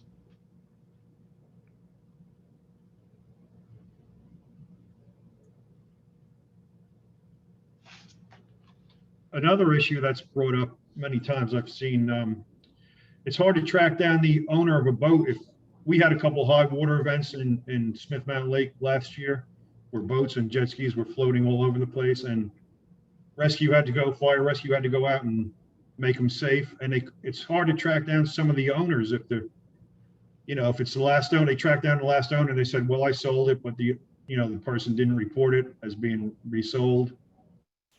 Is there a way to tighten that up, Tom, or is that just a fine? How often does that fine get used if somebody doesn't report it, a transfer of title or registration? Well, the problem is if you own a boat and let's say all of a sudden you lose your job and you decide to let your registration lapse, but you intend to re-register it in 3 years from now, it's a recreational vessel and you're paying into it as a recreational item. We can't show up in your driveway and go, hey, you need to register it and keep your registration maintained.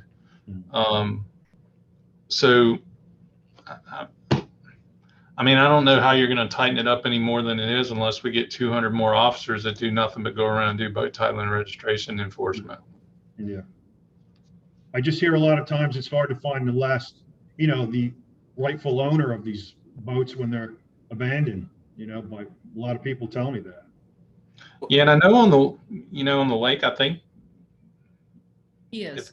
if they're docked, they should have some info on the boat anyway. Some of them were drifting with the high water events. They became loose and they were just drifting all over the lake. And it just takes a lot of DWR time to go chase down these owners, I've heard. You know, Well, yeah, and we're 45 officers short, and we only have 100 in the field. So I've heard if that. that gives you any indicator. Yeah, I've heard that. That's not counting supervisors, of course, but Thank you. So yeah, it's public education about the need to inform, so you're not on the hook if there's a problem, because there's no indication you transferred it, is one way to approach it.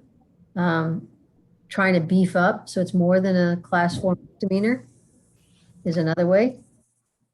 But I don't know how much popularity that will have in the General Assembly. I can't guesstimate. I would I'd like offer to make that. one more. I'd like to With put the- one more comment on the class 4. Go ahead. The 2 payment schedules on class 3s for what we do, like life jackets and stuff like that. And I know it doesn't seem very important for us prepayment, but they're $500 fines, and the prepayment schedule on them was $25. So even though the fine could go to $250 on a class 4, it's more than likely going to be something like $25 if they even recognize it. And I would add that right now at the General Assembly, there's no stomach at all for increasing penalties. In fact, if you look kind of the standard for the last several years, they're doing away with penalties even for grand larceny and marijuana legalization. And, so to try to take a class 4 misdemeanor and up it to a 3 on a boat paperwork issue is probably never going to get anywhere. Yeah, I mean, there's already a push. We could try. There's already a push to expunge the records from Burke Lake and other places, right? So, I mean, it's when people do get called on the carpet for things that are, I don't know. I agree with Tom. I think that you can always write it in the paper, right? You can always say one option is to increase it to a greater penalty. Well, what we're talking about is actually, if you sell the boat, make sure you get a contract that's signed and you know who you sold it to. So that takes care of what Neil was saying, where you don't know even who ended up with the boat. So this is about record keeping.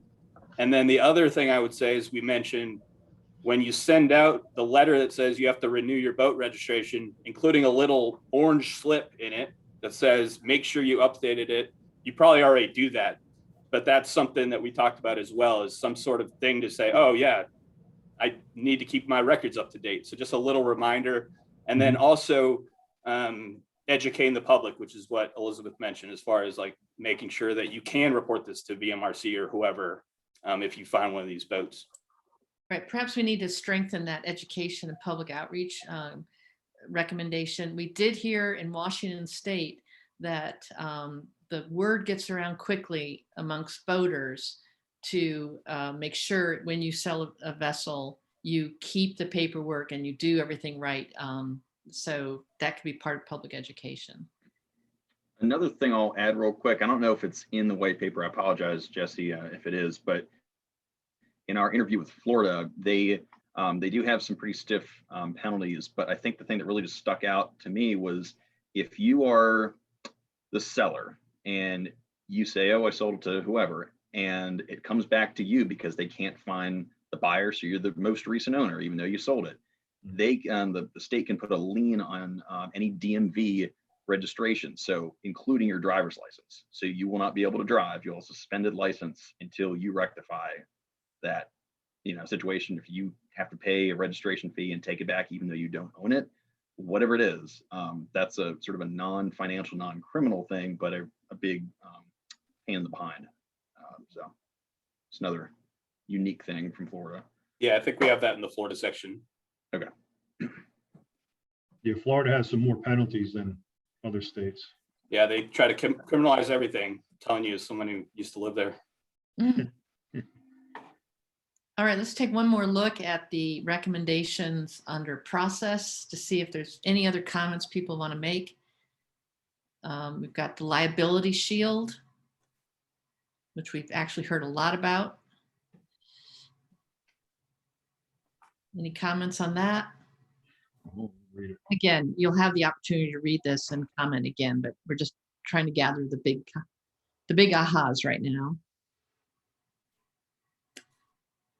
Let's move on to the next one, Jesse, then. There's no comments on a liability shield. The possibility of a grant program.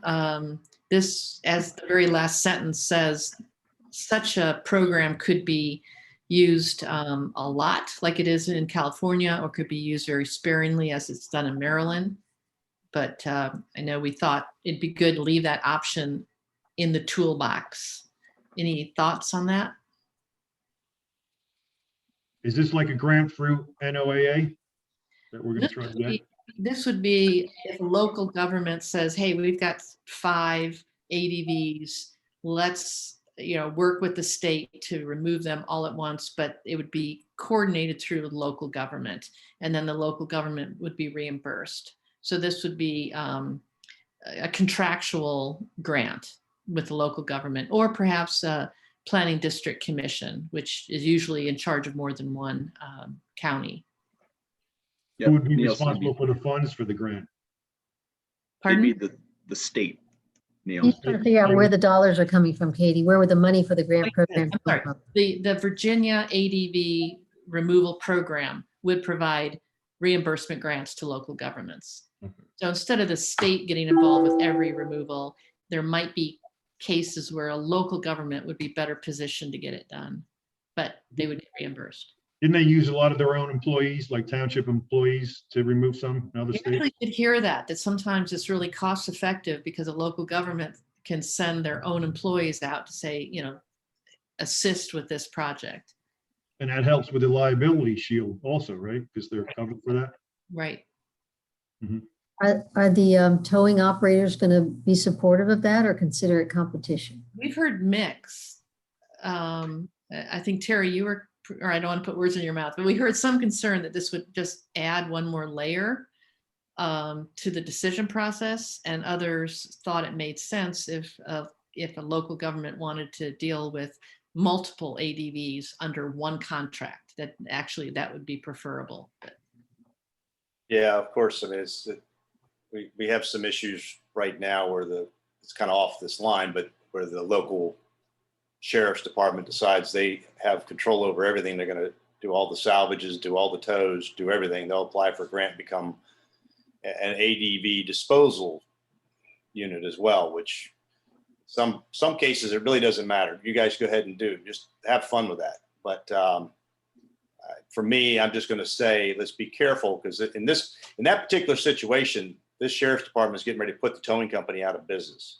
They're not even getting to tow boats, much less do any disposal or salvage or anything else. So different direction, but I don't know how to block from that. But I want to be conscious that we're not empowering local municipalities to go out and get into this business, because they really can't afford to. They really don't need to.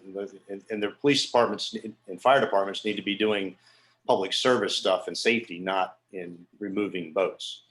But that's an issue I'm dealing with right now. So. Really valuable input. Thank you. I guess the township employees would just take care of the disposal part, not the actual salvage, taking it up from the bottom or removing it from the water. I don't think Well, that'd be fine. Yeah. That wouldn't be a conflict to stay in our arena. They're going to be cheaper by far to be able to handle it. And in some cases, they even have the connection to the landfill. They can even dispose of it properly and so forth. Better than they would accept theirs more than they would accept it from me, for instance. Sure. If you towed it up to a marina, a ramp or something, and they took it from there and brought it to a disposal, right, that would work.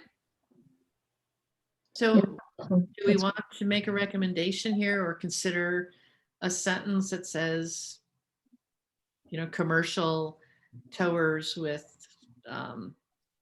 will be preferred, or I don't know if we want to go there with this recommendation. Yeah, I've been wrestling with how to frame that or say that without being, self-serving, I guess is the right word for it. But it's just a matter of,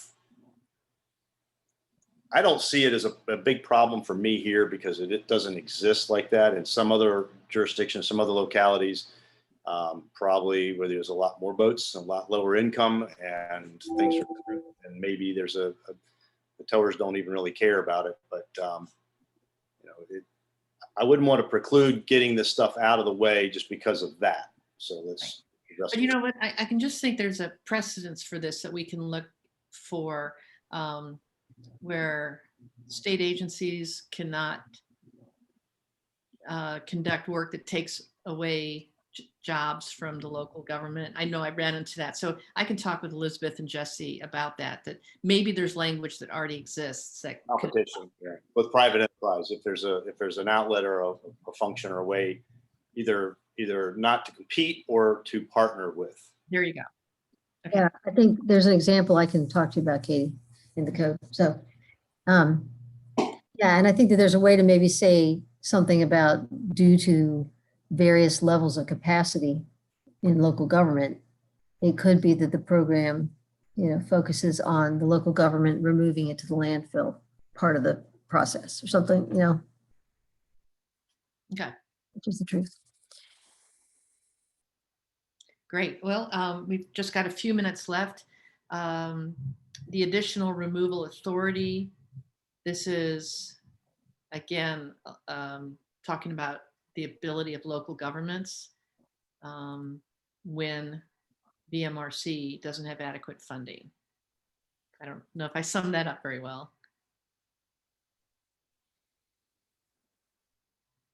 Well, that's important that a local authority has the ability to deal with this in some fashion, rather than having their hands tied because they can't get to the state agency or to this or that.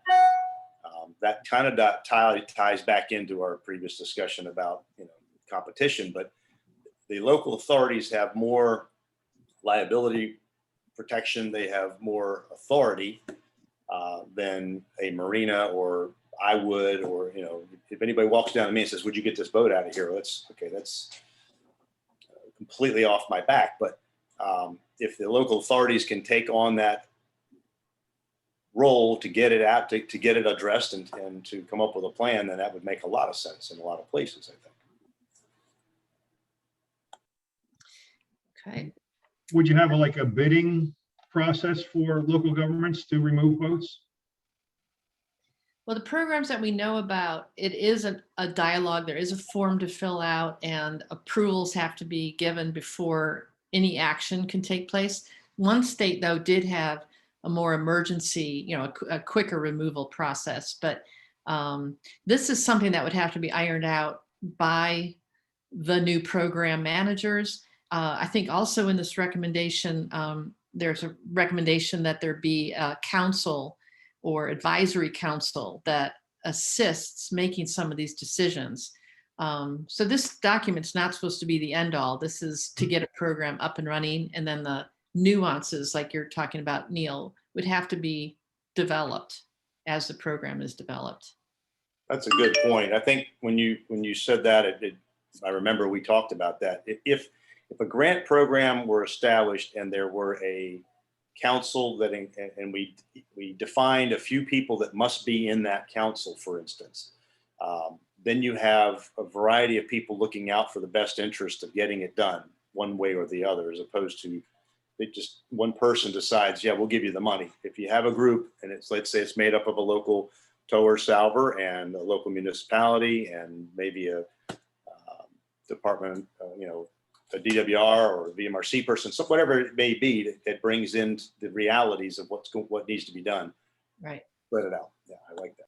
I think the states that have such an advisory council have found them very, very valuable in making critical decisions. So, yeah, and there we go. A committee to oversee the program to ensure that it's running effectively. Yeah. Yep. Rhode Island, that mentioned, you just pop right there.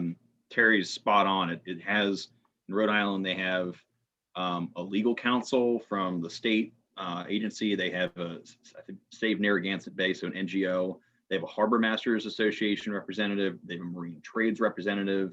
And then they have another staff person from the state that has the Marine background.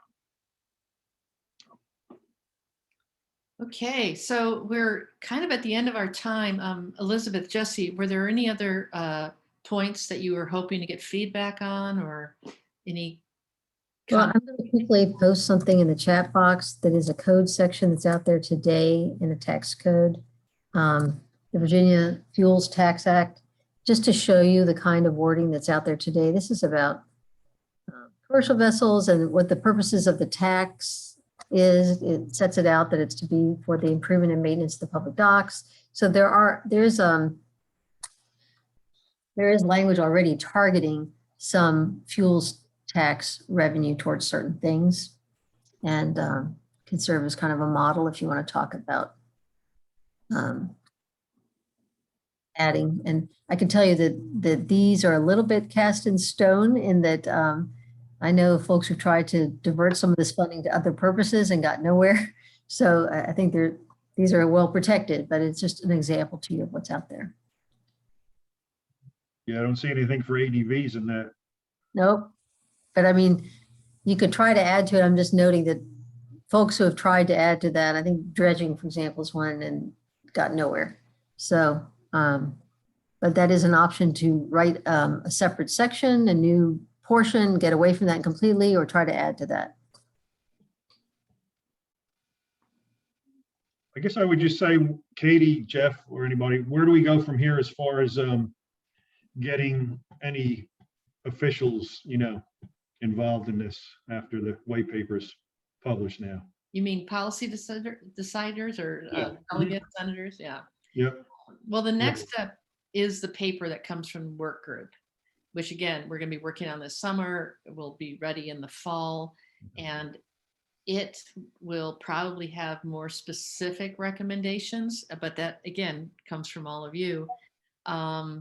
As far as timing of the legislature, I guess we've always thought that if there are bills to be introduced, it's not going to be September of this year. It will be for the 2023 General Assembly, just because of the timing of this committee, not to mention the timing of the election and new governor and all that. So that's kind of where we're thinking that we're probably less than a year away from engaging policymakers and delegates and senators. Elizabeth, do you agree with that time frame? Jesse? If you want to have this go up through the ranks, like CZM speaks to the DEQ director, who speaks to the Secretary of Natural Resources, et cetera, the governor's administration, traditionally, they pulled their bills together in August. So that's soon. So yeah, I mean, if you're looking at that type of an approach, that would be next year, I would just imagine. Right. And we did hear that the number one priority for new legislation are the laws, the bills that are on the governor's docket. And number two are bills that come from committee reports that are called by the General Assembly. And number three is an individual delegate's bill that's not supported by the governor. So if we're talking about that timeline, we're talking about then a year from now having these conversations to get on the governor's list of priorities. Would it be too much of a rush to get it for this August? Mm-hmm. Yeah. Yeah. From what we've been told. Well, and Katie, of course, someone could see the paper and pick it up, right? A legislator might be interested in it, or someone took it to their legislator. That's a whole different thing. Right. This is going to be, I think, a suite of laws, not perhaps just one fix. I mean, do you agree that this will take multiple approaches legislatively as opposed to one bill that covers it all? Well, we don't have anybody on here that can really tell us that, though, do we? As far as officially, I mean, when do we get them involved? I think the sooner the better we get this ball rolling officially is a good idea. Yeah, I know. There's definitely that. And we've had people say, hey, I know Delegate so-and-so, let's give him a bill to get into the General Assembly right away. But we wanted to make sure this was thoughtful and with some consensus and it's done right. I do know of a bill just a few years ago that somebody with great enthusiasm got passed. And many of us feel that it was a half measure, and now it's going to be harder to go and fix it. because people say, hey, we just dealt with that, right? But they did it kind of in a halfway. So I don't know. I'd like to hear from other people. Do you think this is something that we should try to fast track or go through the process that Elizabeth outlined, which would be basically a year from now? I think you're going to have to take your time with it. And I do think it's going to be possibly separate bills when you're talking about a tax or a fee or so forth. That's one direction. The other, a fee maybe, but if you're talking about changing any taxes, that's going to be a completely different animal, I think, than enacting the laws and so on and so forth. But you do have to have this, you have to have this completed. And then I would suggest that in the different legislative things that I've done over the years, like I said before, let's craft the actual language. We'd have to sit down with a senator or a congressman and figure out what a delegate or figure out what take some. Basically, we're sitting down with their staffers. And let's craft language with one of the staffers and work it and massage it back and forth. But hand them the language and this is the supporting information, and it's going to go through. If it's going to go through, it'll go through a lot easier that way if it's all formatted out properly and clean and so forth. It takes time to do that, unfortunately, and you've got to get somebody to buy into it and carry that ball. You need a champion. I've got a pretty good connection with Scott Serval. I can talk to him and see if he would be interested in doing it. But you find one to be the champion and figure out the best path for it. Right. Yeah, and I'll add real quick. I mean, all great questions. And I really appreciate Neil's sense of urgency here. And John Bateman had a question here about inviting legislators. To give you all a context of the constraints that I'm working under as a state employee, I can't advocate for anything. And I probably have been told, I guess, don't touch any legislative proposal with a 10-foot pole. So there's a certain element where we not only want to take our time, as to Terry's point, of making sure it's right and really, give the credit to you, the stakeholder group, and as opposed to having something that we're drafting up right now and rushing it, or on the other end of the spectrum, just handing the white paper to a legislator and letting them run with it when they don't have the context of the work that this group has done.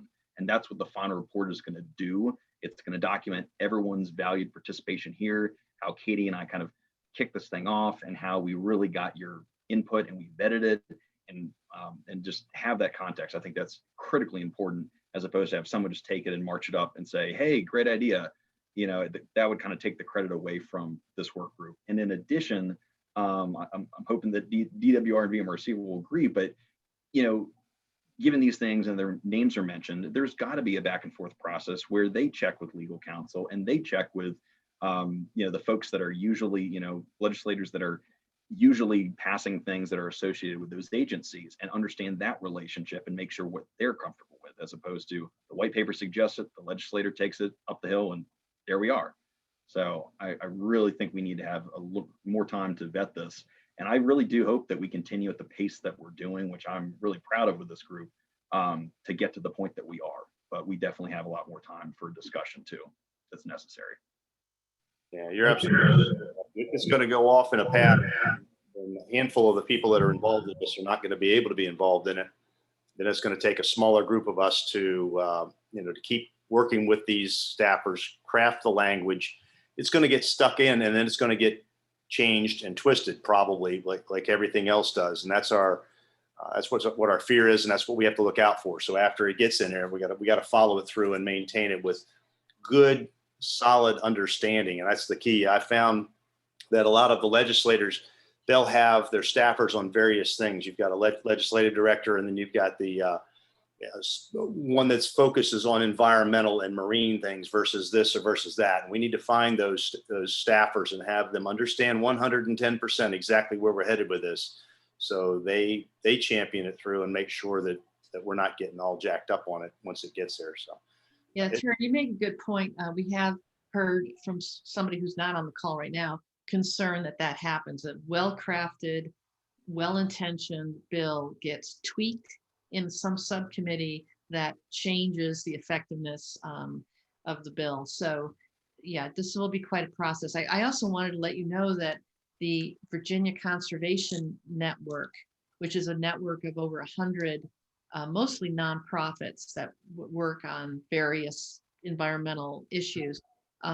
They are interested to see the recommendations coming out of this work group because they recognize that abandoned vessels are a big impact on the environment. And they have some ability to follow through with committees and lobby and support bills. But they also see that this is probably going to be a 2023 General Assembly issue. Are there parts of this policy that we can, that we don't need laws to enact to carry them through? Are there parts that we can move along a little quicker? Because my fear is just, as somebody else mentioned, maybe the same people won't be here in a year's time to push this through, and it kind of gets to the wayside. I just, there's a good impetus now. It's been a long time these boats have been in the water, and it's about time they come out.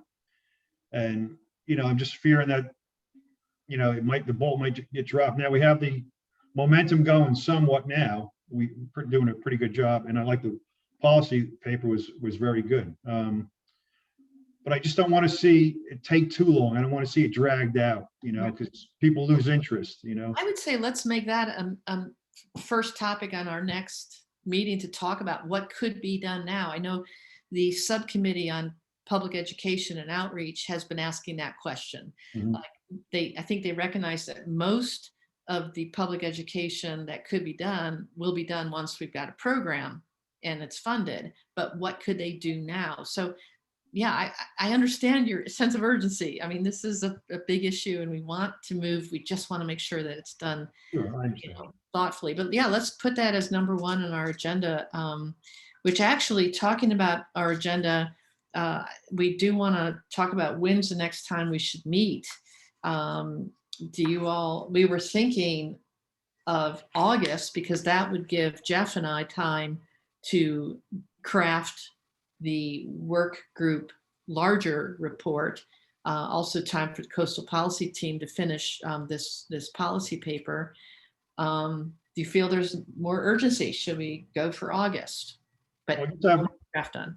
So I have a question about that. The NOAA grant that we were going to try to get, when do we have to do that? The NOAA grant. Good point. So that's going to be announced, I want to say in August. Let me see if I've got, I'm looking at my calendar. At any rate, they usually announce those grant openings in the later summer, and then a letter of interest is due in September, October, usually, with a final proposal. If you get invited to submit, the final proposals are usually due right around Christmas, as I recall. So I don't think that having laws in place or not would stop us from applying for a grant if that's something you want to do. I totally agree, and that's an excellent point, Neil, because getting that funding that's totally separate from this stuff, and to give the NOAA folks were on the call earlier, I think they dropped off, but basically, they don't want to just spend money and give it to a state to then remove vessels, because that money's not going to go as far. So it's more efficient to go towards the outreach and prevention type of thing, which is something that CZM could do, Katie could do. We could have a small group of people who are putting together this proposal, and then they are sort of unofficial principal investigators, and they're all working together to keep the momentum going, because we have a grant at stake to manage. We have the funding, and that will allow a pilot program or fund additional efforts to talk to those legislators. So this whole process is no longer everyone kind of doing on top of their normal jobs, as we all are. It's a funded process, and it's a test run. So that would perfectly play into the timeline of advancing these things and keep the momentum going to get a NOAA grant. Did you have a meeting with them, Jeff? I think you said you guys are going to have a meeting with them, right, about the grants? We had a meeting about the Coast Guard, the issues with the Coast Guard fee. And I think we did talk a little bit about some of those guidelines, but the official guidelines that they came out and stuff that Katie was referencing in terms of timelines, that was in a previous subcommittee meeting. Do you remember, Katie? Yeah, I think basically what we heard from the NOAA Marine Debris Program staff is the timeline and when they're going to announce the grants. We took a look at how big the grants are. They did say, as Jeff said, they don't want just removals. Like if we put in a grant saying give us 200,000 so we can take care of this one big boat, they wouldn't find that as compelling as a proposal that includes outreach and public education and prevention. They basically really want to see prevention. I did ask if starting a marine or a, AVD statewide program would qualify for, the work we've basically done for the last year. Would that qualify for one of their grants? And she said it probably would have, but we already did the work. So I think that we can build on it. We can say we've already done all this work. We're established. We've shown some proven deliverables.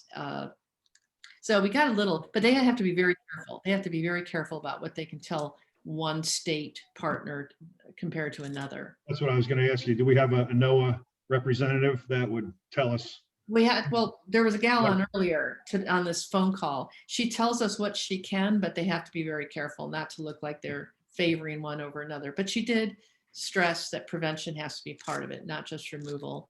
But removal could be part of it also? Oh, it's a removal grant, right? Yeah. It's a grant for removal, but they want to see prevention as well. Like if you did a kind of a cradle to grave where we tested out talking to local government through PDC, through state staff, and we tested out the priority process and we said, okay, we're going to pick 3 vessels and we're going to try a contractor, again, assuming that the laws would not have to be changed for contracting with state agencies to marine operators, try one with a contractor, try one with a local public works department, just do all these things and just kind of show, here's what worked, here's what didn't work.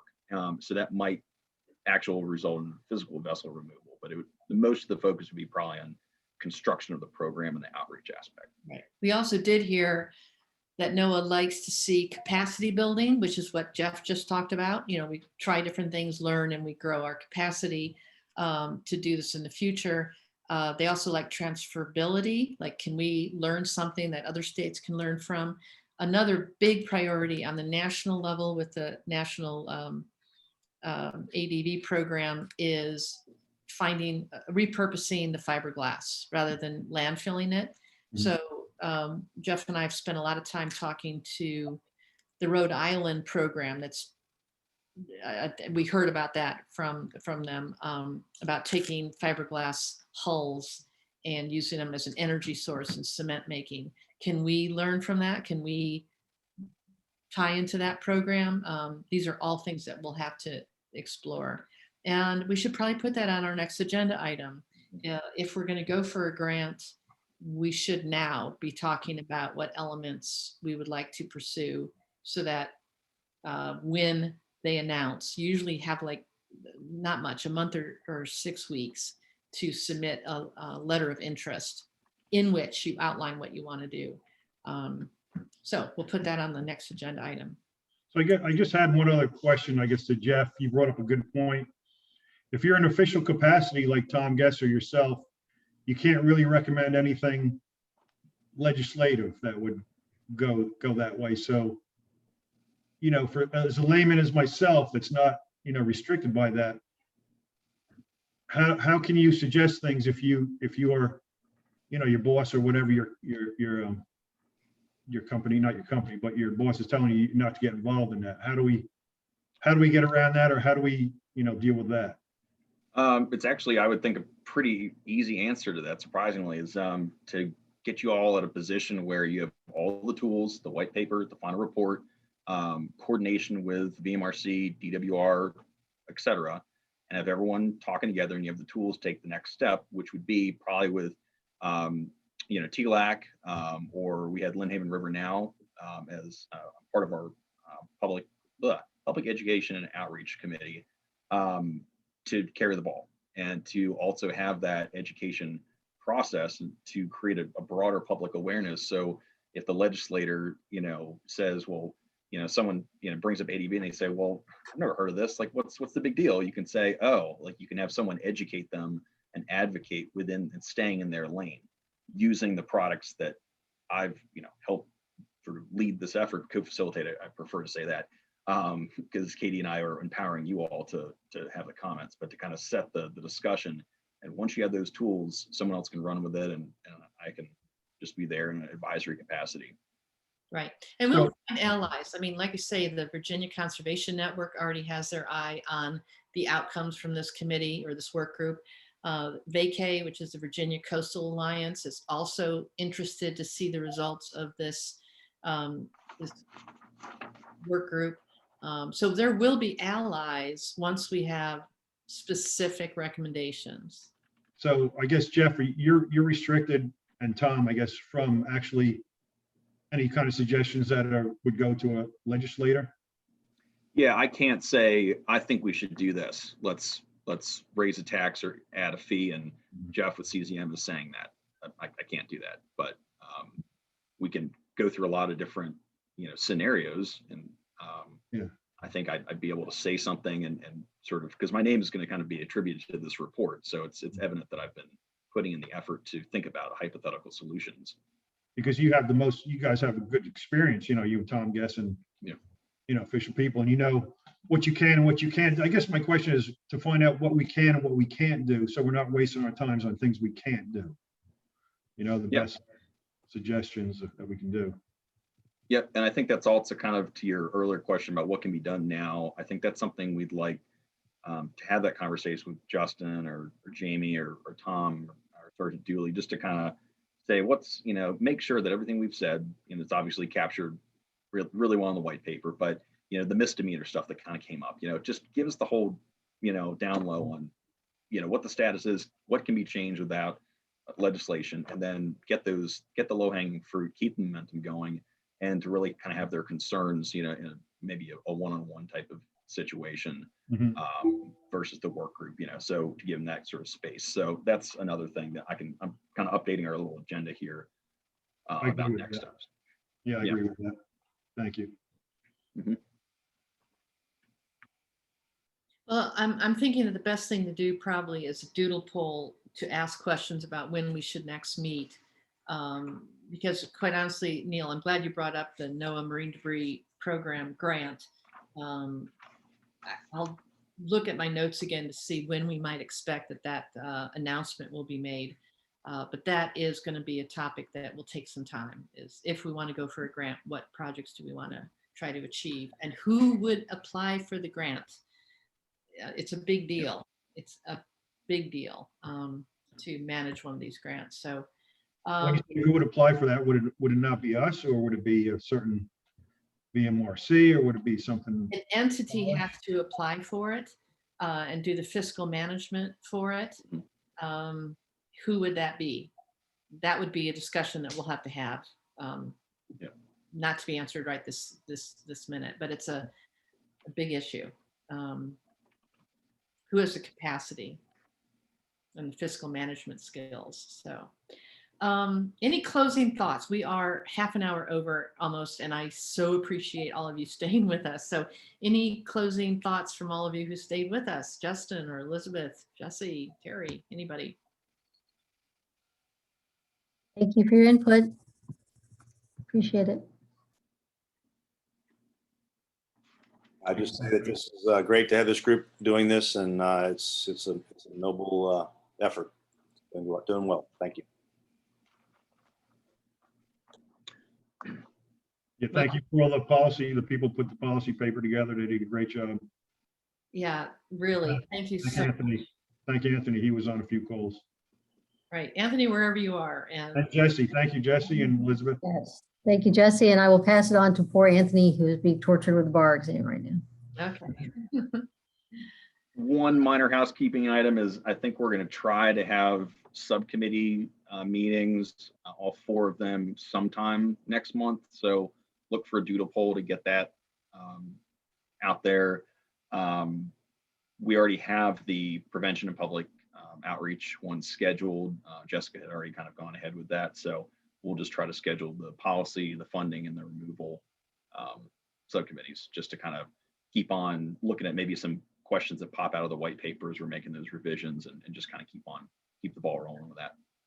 And the prevention and public outreach subcommittee is already scheduled for July 1. That's a Thursday at 2 p.m. And you'll get, as usual, an email from me that includes links to all of those.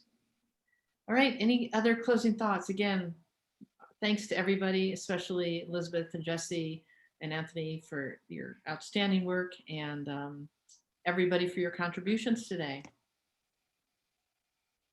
Okay, Thank you. I'll say goodbye. Thanks. Have a great day. You too. Bye-bye. Thanks. Thank you.